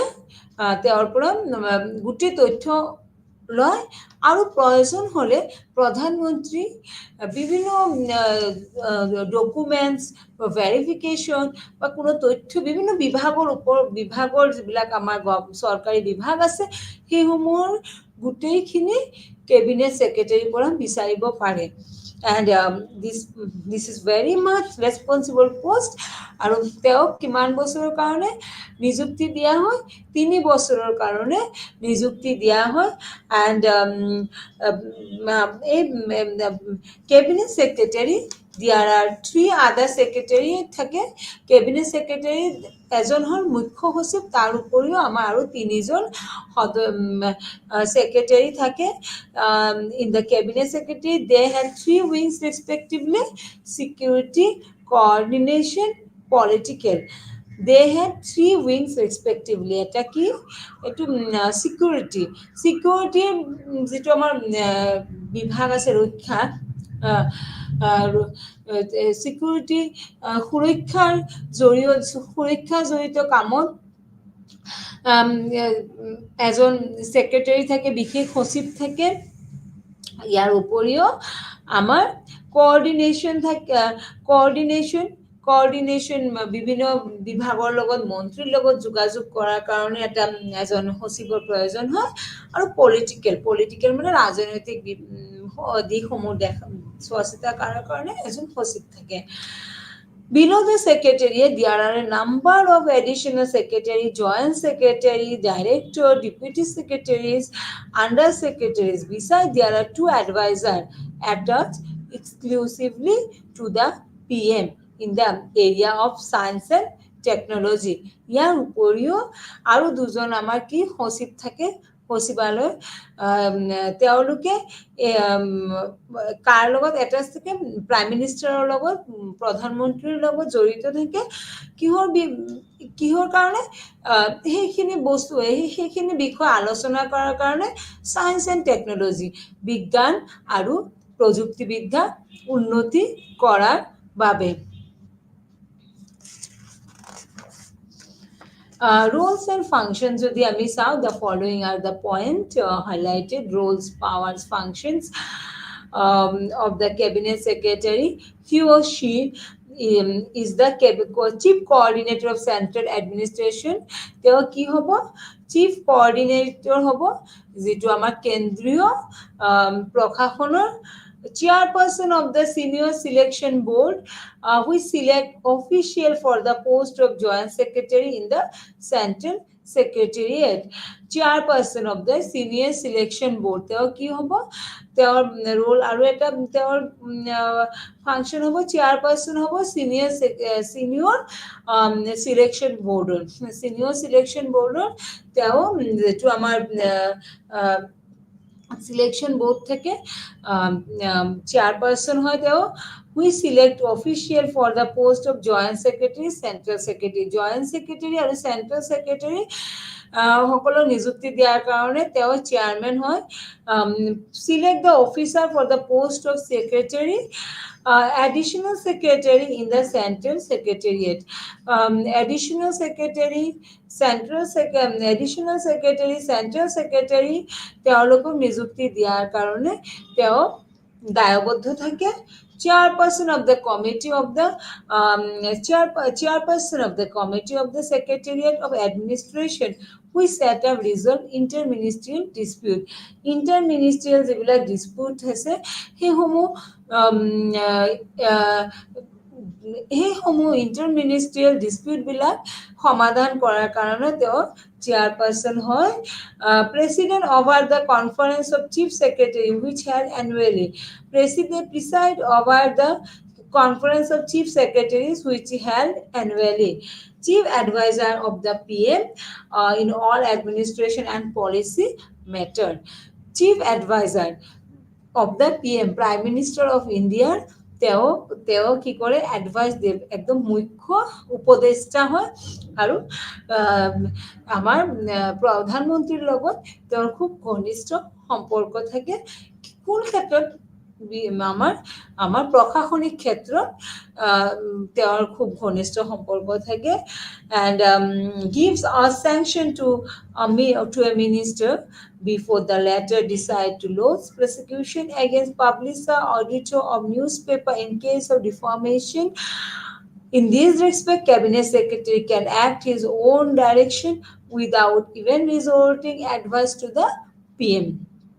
তেওঁ কোনো ডিফৰ্মেশ্যন কেছ, কিবা বিভিন্ন ধৰণৰ অভিযোগ, সেই অভিযোগসমূহ তেওঁ কেবিনেটৰ যদি ওপৰত আহে সেইসমূহ তেওঁ চোৱা চিতা কৰে। Adviser and conscience keeper to the civil servant, he or she do help in resolution department difficulties and analyze. Ramesh K. Arora, Rajani Goel as head of the civil services, the cabinet secretary ensured that morale of the civil servant remain high. He or she act as a buffer between politician and civil servant and protect the interest of the latter in situation of conflict. Next one, act as a link between PMO, Prime Minister Office, and various administrative agencies on one hand, also between civil services and political system on other. PMO office আছে আপোনালোকে সকলোৱে জানে, prime minister অফিচত যিবিলাক কাম কাজ আছে বা বিভিন্ন এডমিনিষ্ট্ৰেটিভ এজেঞ্চি আছে, আমাৰ প্ৰশাসনিক যিবিলাক আমাৰ এজেঞ্চি আছে, সেইসমূহৰ লগত বা পলিটিকেল বা ৰাজনৈতিক ব্যৱস্থাৰ লগত কি কৰে, আমাৰ কামসমূহ গোটেই চোৱা চিতা কৰে cabinet secretariat. As a former cabinet secretary observed that the cabinet secretary is the eye and ears of PM to enable the latter to keep touch with official conduct of business to the central government. আৰু যদি আমি ক'ব পাৰোঁ যে cabinet secretary এজন cabinet secretary তেওঁ prime মিনিষ্টাৰৰ লগত মানে একদম ঘনিষ্ঠ ইমান সম্পৰ্ক থাকে যে তেওঁ আমাৰ প্ৰাইম মিনিষ্টাৰে বা আমাৰ প্ৰধানমন্ত্ৰীয়ে যিসমূহ কাম কৰিব বিচাৰে সেইসমূহ কাম তেওঁ কৰিব বিচাৰে, তেওঁৰ উপদেশ লৈয়ে কৰে আৰু খুব এটা ঘনিষ্ঠ সম্পৰ্ক থাকে। কিহৰ কাৰণে? তেওঁ কেবিনেটৰ গোটেই ৰেছপনচিবিলিটিখিনিয়ে তেওঁৰ ওপৰত দায়বদ্ধ। The Gopalswamy Iyengar report on reorganization of machinery of government 1949 made the following recommendation with regard to the status and role of cabinet secretary. He or she should be administrative officer of the highest rank selected for the office for special qualities of tact, energy, initiative, efficiency. Cabinet secretary এজন কোন হয়? এজন খুব অভিজ্ঞ ব্যক্তি হয়। তেওঁ কোনে নিযুক্তি দিয়ে? তেওঁৰ দক্ষতাৰ জৰিয়তে নিযুক্তি পায়, তেওঁৰ কামৰ জৰিয়তে নিযুক্তি পায় আৰু খুব নিৰপেক্ষভাৱে যেতিয়া কাম কৰে তেওঁ নিযুক্তি দিয়া হয়। He or she entrusted as the head of the cabinet secretariat with function of securing coordination as well as timely and effective action by all department of the government matter which cabinet as a whole and prime minister is interested. So সকলো বিভাগবিলাকৰ তেওঁ কাম কৰে আৰু প্ৰধানমন্ত্ৰীৰ লগত জড়িত যিবিলাক কাম আছে, প্ৰধানমন্ত্ৰীৰ লগত জড়িত প্ৰধানমন্ত্ৰীয়ে যিবিলাক বিভাগৰ লগত কেবিনেটৰ লগততো প্ৰধানমন্ত্ৰী একদম ওতপ্ৰোতভাৱে জড়িত, সেই তাতে আমাৰ কেবিনেট সেক্ৰেটাৰী যেনেকুৱা প্ৰধানমন্ত্ৰী জড়িত, আমাৰ কেবিনেট সেক্ৰেটাৰীও সমানে জড়িত হৈ থাকে। He or should be a sufficiently senior officer as to command confidence, respect all head of the department. তেওঁ এজন খুব চিনিয়ৰ অফিচাৰ হয় ব্যক্তি আৰু তেওঁ বেলেগ বেলেগ ডিপাৰ্টমেণ্টবিলাকৰো বিভাগবিলাকৰো কমাণ্ড লয়, সেইখিনি চাই। He or should be ex officio president of the committee of secretary set up advise prime minister, other minister or selection for administrative appointment. তেওঁ অন্যান্য এডমিনিষ্ট্ৰেটিভ যিবিলাক এপইণ্টমেণ্ট হয় প্ৰাইম মিনিষ্টাৰৰ বা প্ৰেচিডেণ্টৰ কমিটি, সেই এপইণ্টমেণ্টবিলাকত তেওঁ চোৱা চিতা কৰে। His or her status in the service should be such as entitle him or her to be regarded as the first member of the public service under the control of the central government and one of the whose judgment and impartiality the government as well as service could really implicitly তেওঁৰ বিভাগটো বা তেওঁৰ পজিশ্যনটো ইমানে বেছি গুৰুত্বপূৰ্ণ যে president, prime minister পিছত তেওঁৰ বিভাগটো আহে আৰু তেওঁৰ যিটো ষ্টেটাছ দিয়া হৈছে পাব্লিক ছাৰ্ভিচত বা চিভিল ছাৰ্ভিচত, যিটো আমাৰ চিভিল ছাৰ্ভিচৰ প্ৰথম ব্যক্তি হিচাপেও তেওঁক আমি যোগ্যতা দিব পাৰোঁ সেইকাৰণে যে তেওঁ কেবিনেট আপোনালোকে সকলোৱে জানে আমাৰ পাৰ্লিয়ামেণ্টাৰী গভৰ্ণমেণ্টত যিটো কেবিনেট হয় কেবিনেটৰ যিটো আমাৰ সচিবালয়ৰ সকলো কাৰ্যসমূহ যেতিয়া এজন ব্যক্তিৰ ওপৰত দায়বদ্ধ থাকে তেওঁৰ কিমান গুৰু দায়িত্ব হ'ব পাৰে সেইখিনি আপোনালোকে অনুমানেই কৰিব পাৰে কেবিনেট কমিটি তাৰপিছত আমি এতিয়া পঢ়িম যে কেবিনেট কমিটিসমূহ কি আছে কেবিনেটৰ আমাৰ কিছুমান কমিটি আছে কেবিনেট কমিটি আমি এইখিনি এতিয়া পঢ়িম কেবিনেট কমিটি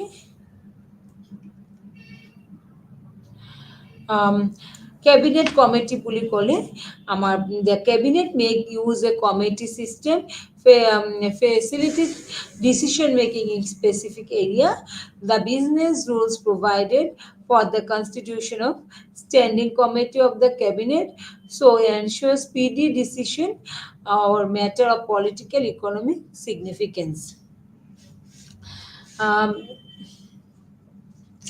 cabinet committee সমূহ আমি এতিয়া কেবিনেট সেক্ৰেটাৰিয়েটৰ ইভালুৱেশ্যনটো পঢ়িম কেবিনেট কমিটি পঢ়িছোঁ কেবিনেট কমিটিৰ অফিচ অফ দ্য কেবিনেট কমিটিখিনি পঢ়িব লাগিব কাৰ্যকৰ টেনিউৰ এণ্ড চিষ্টেম টেনিউৰ কিমান বছৰৰ কাৰণে তেওঁলোকক এপইণ্টমেণ্ট দিয়া হয়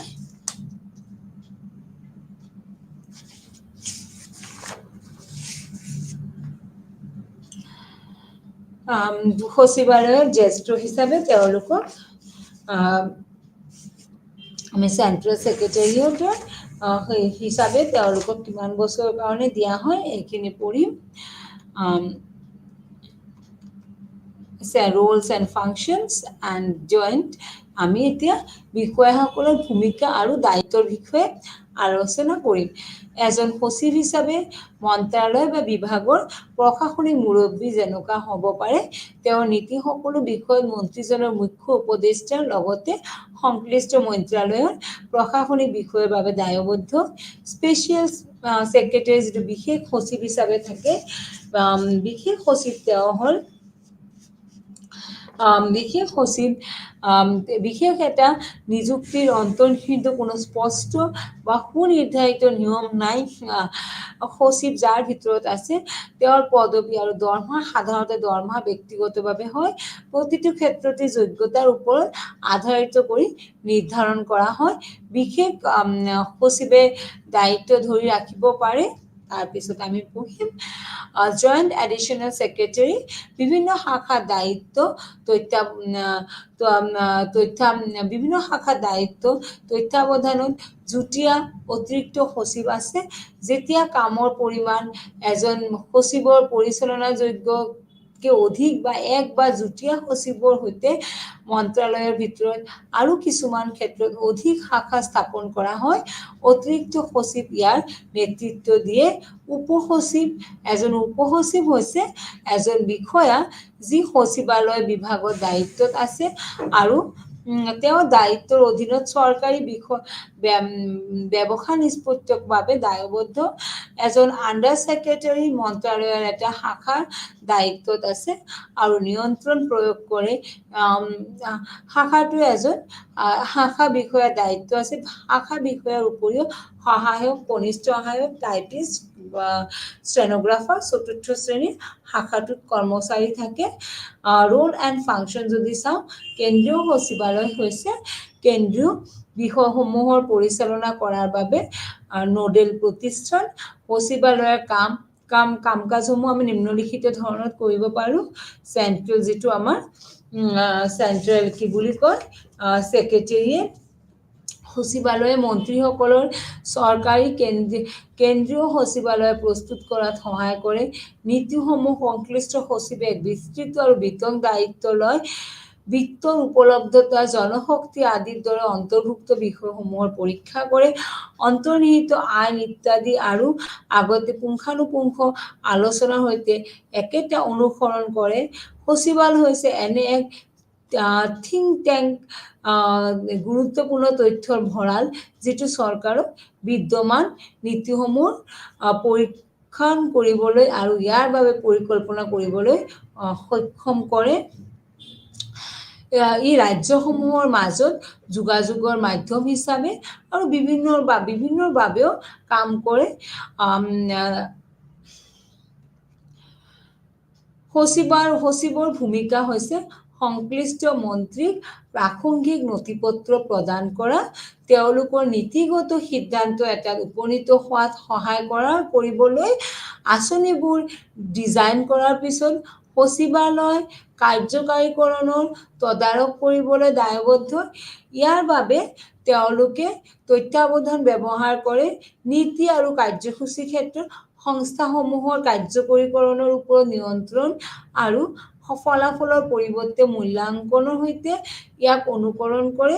ইয়াৰ উপৰিও তেওঁলোকে সহায় কৰে আঁচনিবোৰত সময়ে সময়ে বৰ্ধিত সংশোধন কৰা, নিয়ম প্ৰস্তুত কৰা, আঁচনিখন কাৰ্যকৰী কৰিবলৈ প্ৰশাসনিক আৰু বিত্তীয় প্ৰদান কৰিবলৈ নিয়মাৱলী, কাৰ্যকৰী পৰিকল্পনা, কাৰ্যসূচীৰ অনুমোদন, খণ্ডগত পৰিকল্পনাত জড়িত হোৱা আৰু কাৰ্যসূচী প্ৰস্তুত কৰা, বাজেট আৰু বাজেট নিয়ন্ত্ৰণৰ কামবোৰ হাতত লোৱা আৰু আঁচনিবোৰৰ সমন্বয় আৰু ব্যাখ্যা কৰা।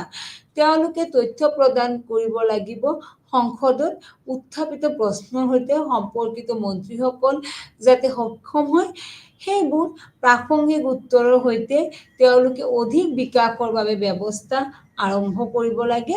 আৰু সেইখিনি হ'ল কি সচিবৰ ভূমিকা। যি মন্ত্ৰীসকল আছে তেওঁলোকৰ নথিপত্ৰ প্ৰদান কৰা, বিভিন্ন আঁচনিসমূহক সফল কৰাৰ কাৰণে মন্ত্ৰীসকলক সহায় কৰা বা আমাৰ কেবিনেটত যিবিলাক কাম থাকে কাম কাজসমূহৰ বিষয়ে আলোচনা কৰা, আঁচনিসমূহ যাতে সময়ে সময়ে প্ৰত্যেক নাগৰিকে পায় বা আঁচনিসমূহ নিয়ন্ত্ৰণ কৰি সংশোধন কৰিব লাগে বা নিয়ম প্ৰস্তুত কৰিব লাগে। আমাৰ যিবিলাক গভৰ্ণমেণ্ট পলিচিজ আছে এইবিলাকৰ ওপৰত আটাইতকৈ বেছি কাম কৰে কোনে? আমাৰ কেবিনেট চেন্ট্ৰেল ছেক্ৰেটাৰীসকলে। আৰু বাজেট নিয়ন্ত্ৰণৰ বাবেও কামবিলাক কোনে কৰে? চেন্ট্ৰেল ছেক্ৰেটাৰীয়ে কৰে। আঁচনিবোৰৰ সমন্বয় ৰক্ষা কৰে, তেওঁলোকক তথ্য প্ৰদান কৰে, তেওঁলোকে অধিক বিকাশৰ বাবে ব্যৱস্থা কৰে। সেইসমূহ গোটেই কামখিনি আমাৰ চেন্ট্ৰেল ছেক্ৰেটাৰিয়েটে কৰে। টেন্যুৰ এণ্ড ছিষ্টেম। সচিবালয়ত জ্যেষ্ঠ পদসমূহ বিষয়াসকলৰ দ্বাৰা পূৰণ কৰা প্ৰণালী, যিসকল ইয়াৰ পৰা আহিছে এক নিৰ্দিষ্ট সময়ৰ বাবে সংশ্লিষ্ট ৰাজ্যসমূহ বা তেওঁলোকৰ কাৰ্যকাল পূৰণ কৰাৰ পিছত কোনে তেওঁলোকৰ মূল ৰাজ্যলৈ ঘূৰি যাওক আৰু সেৱাবোৰক কাৰ্যকাল প্ৰণালী বুলি কোৱা হয়। আৰু এই ছিষ্টেম 1905 চনৰ পৰা প্ৰচলিত আছিল। ইয়াৰ পিছতো ভাৰত চৰকাৰৰ দ্বাৰা অব্যাহত ৰখা হৈছিল স্বাধীনতাৰ পিছতো। আৰু প্ৰণালীটো অব্যাহত ৰখাৰ কাৰণবোৰ সংক্ষিপ্ত কৰিব পাৰি নিম্নলিখিত ধৰণৰ। সচিবালয়ৰ যিটো কাৰ্য, সেই কাৰ্য ব্ৰিটিছৰ সময়ৰ পৰা হৈছে। ভাৰত স্বাধীন হোৱাৰ পিছৰ পৰাই ভাৰত যেতিয়া স্বাধীন হৈছে ভাৰত চৰকাৰে সেইটো কি কৈছে অব্যাহত ৰাখিছে। আৰু নিম্নলিখিত কাৰণত কাৰ্যকাল প্ৰণালীৰ ভিতৰত কেন্দ্ৰ আৰু ৰাজ্যৰ সেৱা আগবঢ়োৱা বিষয়াসকলে সহায় কৰিব পাৰে। কাৰ্যকাল প্ৰণালীৰ ভিতৰত কি কেন্দ্ৰ আৰু যিবিলাক আমাৰ ৰাজ্যৰ সেৱা আগবঢ়োৱা বিষয়াসকলে সহায় কৰিব পাৰে। এই স্তৰবোৰত প্ৰশাসনিক সমন্বয় আৰু একত্ৰীকৰণ ৰখা আমাৰ ফেডাৰেল নীতি কাৰ্যকৰীৰ ওপৰত প্ৰভাৱ পৰে। প্ৰশাসনিক অভিজ্ঞতাৰ পৰা মন্ত্ৰালয় আৰু বিভাগবোৰ লাভান্বিত হয়। আমোলাসকলৰ যাৰ জিলা বা ৰাজ্যৰ প্ৰথম কামৰ অভিজ্ঞতা আছে, স্তৰ আছে, তেওঁলোকক নিযুক্তি দিয়া হয়। সচিবালয়ত দীঘলীয়া সময় ৰখাৰ ফলত জ্যেষ্ঠ আমোলাসকলৰ সংস্পৰ্শৰ পৰা আঁতৰি যাব পাৰে। ক্ষেত্ৰস্তৰৰ প্ৰকৃত প্ৰশাসনিক বাস্তৱতাৰ সৈতে কাৰ্যকাল প্ৰণালীয়ে সক্ষম কৰে। ৰাজ্যবোৰে তেওঁলোকৰ সেৱাত জ্যেষ্ঠ অভিজ্ঞ বিষয়া থকাৰ দ্বাৰাও লাভান্বিত হয়। সকলো সমস্যাৰ ওপৰত এক বিস্তৃত ৰাষ্ট্ৰীয় দৃষ্টিভংগীৰে আলোচনা কৰে। যদিও কাৰ্যকাল প্ৰণালী এতিয়াও চলি আছে, বহুতো তৰ্ক তাতে হৈছে কিয় ইয়াৰ বিপৰীতে এইবোৰ আমি তলত সাৰাংশ কৰি ল'ব পাৰোঁ। সচিবালয়ত আমোলাতান্ত্ৰিক কাম ক্ৰমান্বয়ে বিশেষ হৈ আহিছে। সেয়ে সাধাৰণবাদী দৃষ্টান্তৰ ওপৰত আধাৰিত কাৰ্যকাল প্ৰণালী ইয়াৰ সৈতে খাপ খোৱা নাই পদ্ধতি হৈ পৰে। কাৰ্যকাল প্ৰণালীৰ ফলত কাৰ্যকাল প্ৰতিষ্ঠানৰ ওপৰত অত্যধিক নিৰ্ভৰশীলতা হ'ব পাৰে কামবোৰ সম্পূৰ্ণ কৰিবলৈ। কাৰ্যকাল প্ৰণালী থকা স্বত্বেও কিছুমান বিষয়া আছে যি কেতিয়াও তেওঁলোকৰ পিতৃ মাতৃৰ ওচৰলৈ ঘূৰি নাহে। বিভাগসমূহে সেই কাৰ্যকাল প্ৰণালীৰ মূল উদ্দেশ্য নহয় পৰিৱেশন কৰা হৈছে। লগতে আমোলাসকলৰ যিটো ওপৰত সৃষ্টি কৰিছে। পৰৱৰ্তী শাখাত আমি ইয়াৰ মাজত সম্পৰ্কৰ বিষয়ে আলোচনা কৰিম। কাৰ্যবাহী সংস্থা যিবোৰ প্ৰকৃতিৰ বিশেষজ্ঞ আৰু সচিবীয় বিষয়া আৰু কৰ্মচাৰী যিসকল প্ৰকৃতিৰ সাধাৰণবাদী। ৰাজ্যবোৰে তেওঁলোকৰ সেৱাত জ্যেষ্ঠ অভিজ্ঞ বিষয়া থকাৰ দ্বাৰাও লাভান্বিত হয়। সকলো সমস্যাৰ ওপৰত এক বিস্তৃত ৰাষ্ট্ৰীয় দৃষ্টিভংগীৰে কাৰ্যকাল প্ৰণালীৰ অধীনত বেছিভাগ বিষয়াই ৰাজ্যৰ দুয়োখন কাম কৰিবলৈ পায় আৰু ইউনিয়নৰ স্তৰ এনেদৰে তেওঁলোকে ৰাষ্ট্ৰীয় আৰু প্ৰাদেশিক আৰু সামগ্ৰিক দৃষ্টিভংগী প্ৰদান কৰে। ই অসামৰিক সেৱাৰ শক্তিশালী কৰে। এইটো ইয়াৰ বিপৰীতে এটা চেক ৰাজনৈতিক প্ৰভুসকলৰ অধীন হোৱাৰ সম্ভাৱ্য বিপদ। Relationship between secretariat and executive সমবায় সম্পৰ্কৰ সুবিধাৰ বাবে ইয়াৰ ছটা আমি মডেল আলোচনা কৰিব পাৰোঁ। মন্ত্ৰালয় আৰু কাৰ্যবাহীৰ মাজত সম্পূৰ্ণ একত্ৰীকৰণ হ'ব পাৰে বিভাগসমূহ।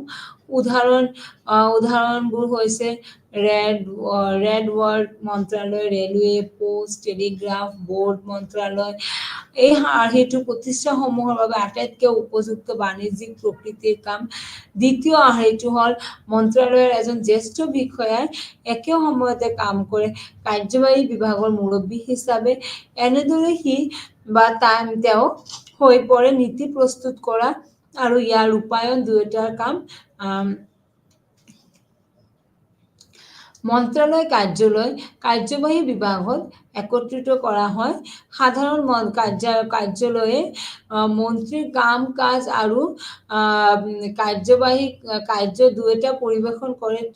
সুবিধাটো খচৰা নীতি প্ৰস্তাৱ এটা কেৱল এবাৰহে পৰীক্ষা কৰা প্ৰয়োজন সংশ্লিষ্ট বিষয়া যাৰ ফলত ব্যয় সময় প্ৰচেষ্টা সঞ্চয় হয়।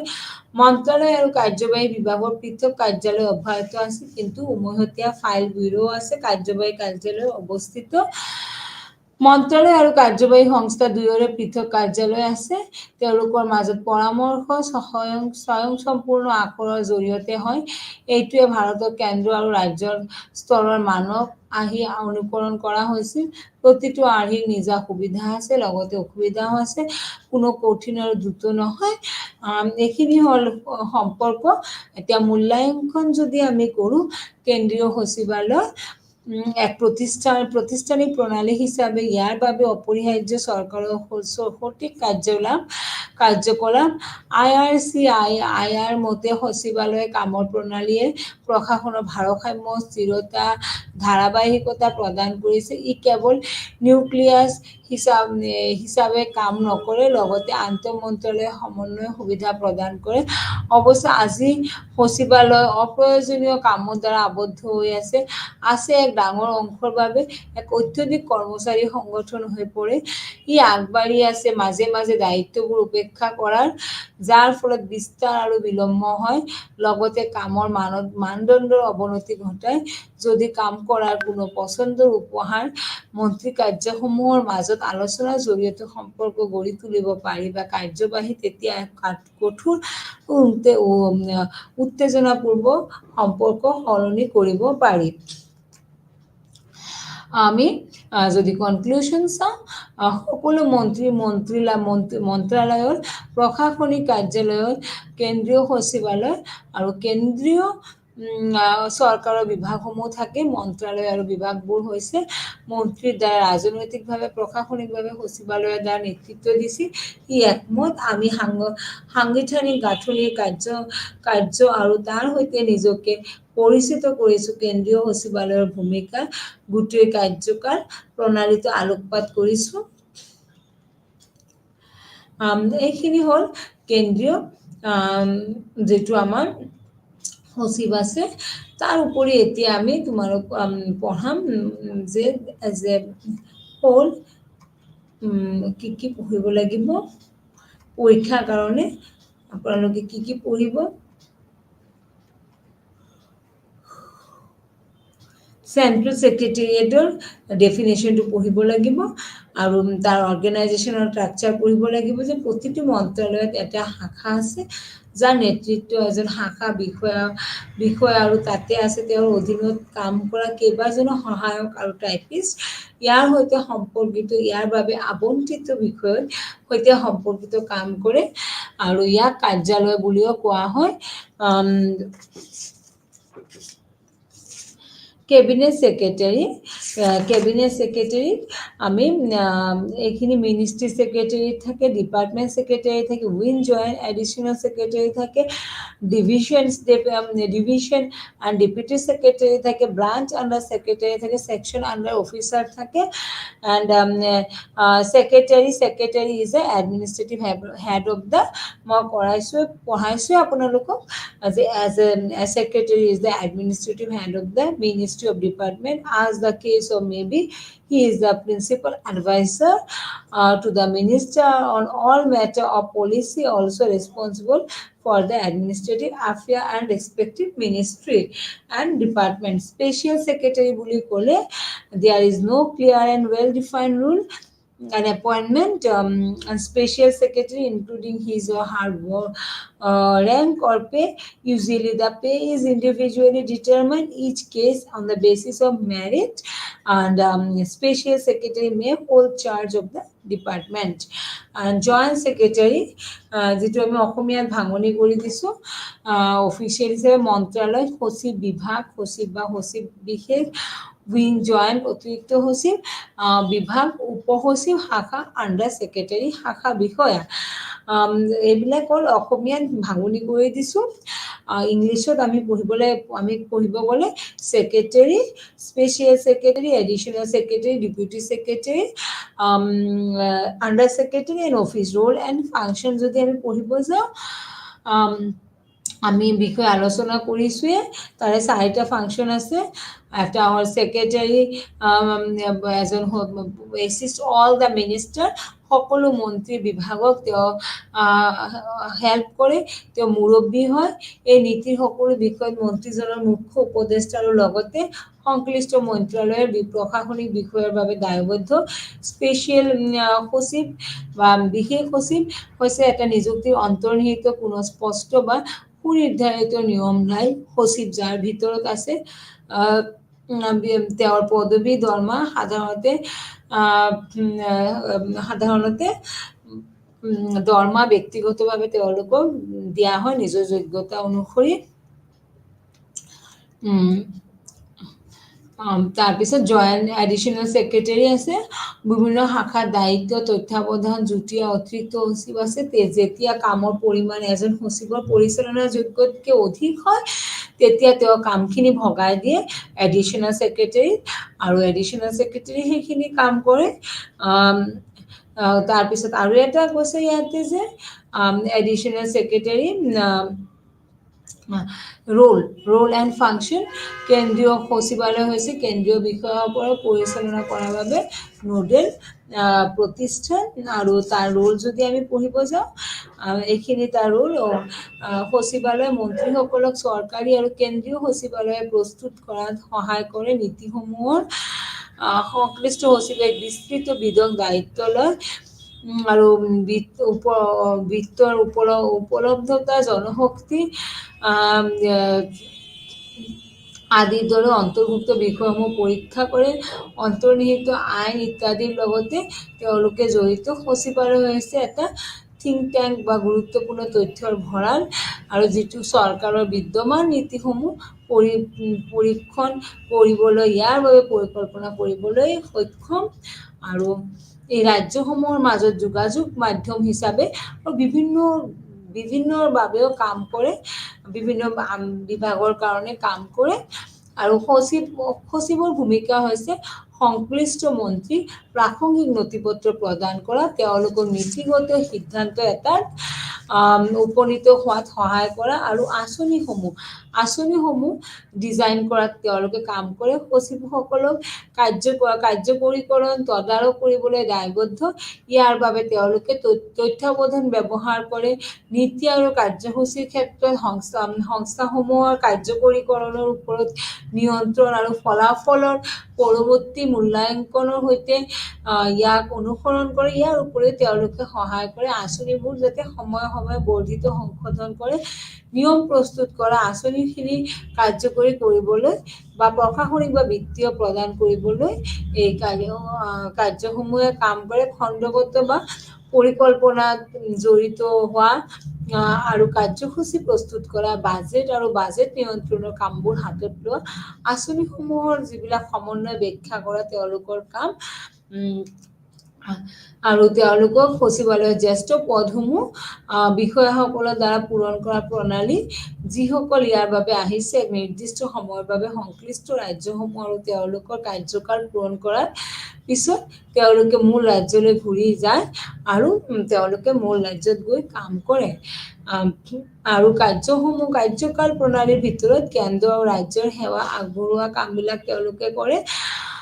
আৰু এই স্তৰবোৰত প্ৰশাসনিক সমন্বয় আৰু একত্ৰীকৰণৰ কাম কৰে।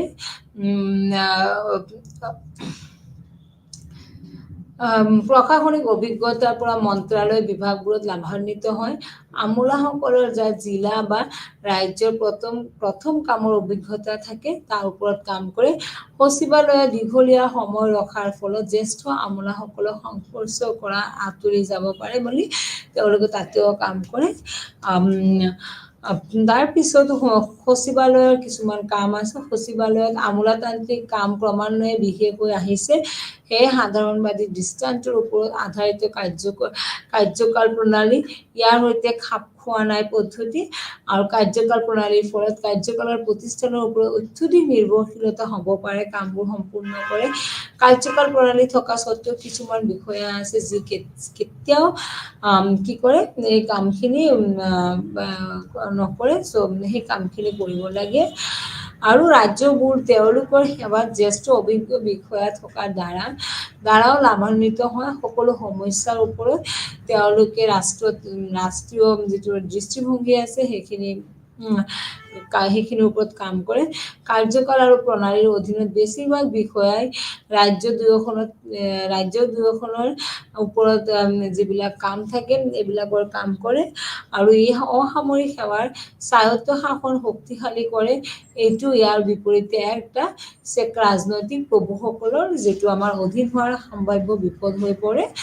আৰু আমি তাৰ ৰিলেশ্যনশ্বিপটো পঢ়িছোঁ যে মন্ত্ৰীসকলৰ লগত কেনেকে তেওঁলোকে সম্পৰ্ক থাকে। যেনেকুৱা আমাৰ বিভিন্ন ৰেলৱে মন্ত্ৰী, পোষ্ট টেলিগ্ৰাফ মন্ত্ৰালয়ৰ লগত তেওঁলোকৰ যোগাযোগ থাকে আৰু বাণিজ্যিক ক্ষেত্ৰতো তেওঁলোকৰ যোগাযোগ থাকে। আৰু মন্ত্ৰালয়ৰ এক জ্যেষ্ঠ বিষয়াই একে সময়তে কাম কৰে কাৰ্যবাহী বিভাগৰ মুৰব্বী হিচাপে আৰু নীতি প্ৰস্তুত কৰে। আৰু বিভিন্ন ধৰণৰ যিবিলাক আমাৰ খাদ্য সম্পৰ্কীয় নীতি আছে, সমাজ কল্যাণ বিভাগৰ নীতি আছে, কৃষি বিভাগৰ নীতি আছে, সেই নীতিসমূহ সকলো তেওঁলোকে প্ৰস্তুত কৰে। আৰু মন্ত্ৰালয়ৰ যিবিলাক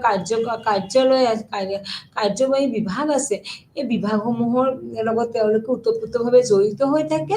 মন্ত্ৰালয় আৰু কাৰ্যবাহী বিভাগৰ পৃথক আৰু কাৰ্যালয় অব্যাহত আছে, কিন্তু উমৈহতীয়া ফাইলবিলাক যে আছে সেইসমূহৰো তেওঁলোকে দায়িত্ব তেওঁলোকৰ হাতত থাকে আৰু সেইসমূহ কাম কৰে। তাৰ উপৰিও আমাৰ যদি আমি মূল্যাংকন কৰিব যাওঁ, কেন্দ্ৰীয় সচিবালয় এক প্ৰতিষ্ঠানিক প্ৰণালী হিচাপে ইয়াৰ বাবে অপৰিহাৰ্য চৰকাৰৰ সঠিক যিটো কাৰ্যকলাপ কৰে। IRCৰ মতে সচিবালয় কামৰ প্ৰণালীয়ে প্ৰশাসনক ভাৰসাম্য, স্থিৰতা, ধাৰাবাহিকতা প্ৰদান কৰে। ই কেৱল নিউক্লিয়াছ হিচাপে কাম নকৰে, লগতে আন্তঃমন্ত্ৰালয় সমন্বয় সুবিধা প্ৰদান কৰে। অৱশ্যে আজি সচিবালয় অপ্ৰয়োজনীয় কামৰ দ্বাৰা আবদ্ধ হৈ আছে আৰু আছে এক ডাঙৰ অংশৰ বাবে অত্যধিক কৰ্মচাৰী যাত সংগঠন হৈ পৰে আৰু এই আগবাঢ়ি আছে বিভিন্ন বিভাগৰ লগত জড়িত হৈ কাম কৰে।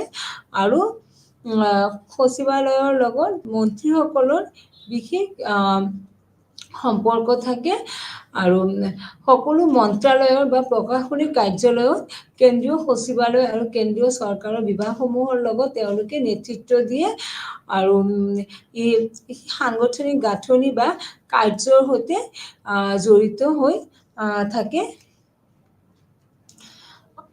সো সেইখিনি হ'ল আমাৰ যেটো সেন্ট্রাল সেক্রেটারিয়েট বা কেন্দ্ৰীয় সচিবালয় কেন্দ্ৰীয় সচিবালয় এইখিনি হ'ল উপসংহাৰ বা কনক্লুশন কেন্দ্ৰীয় সচিবালয়ৰ বিষয়ে ইমানে নমস্কাৰ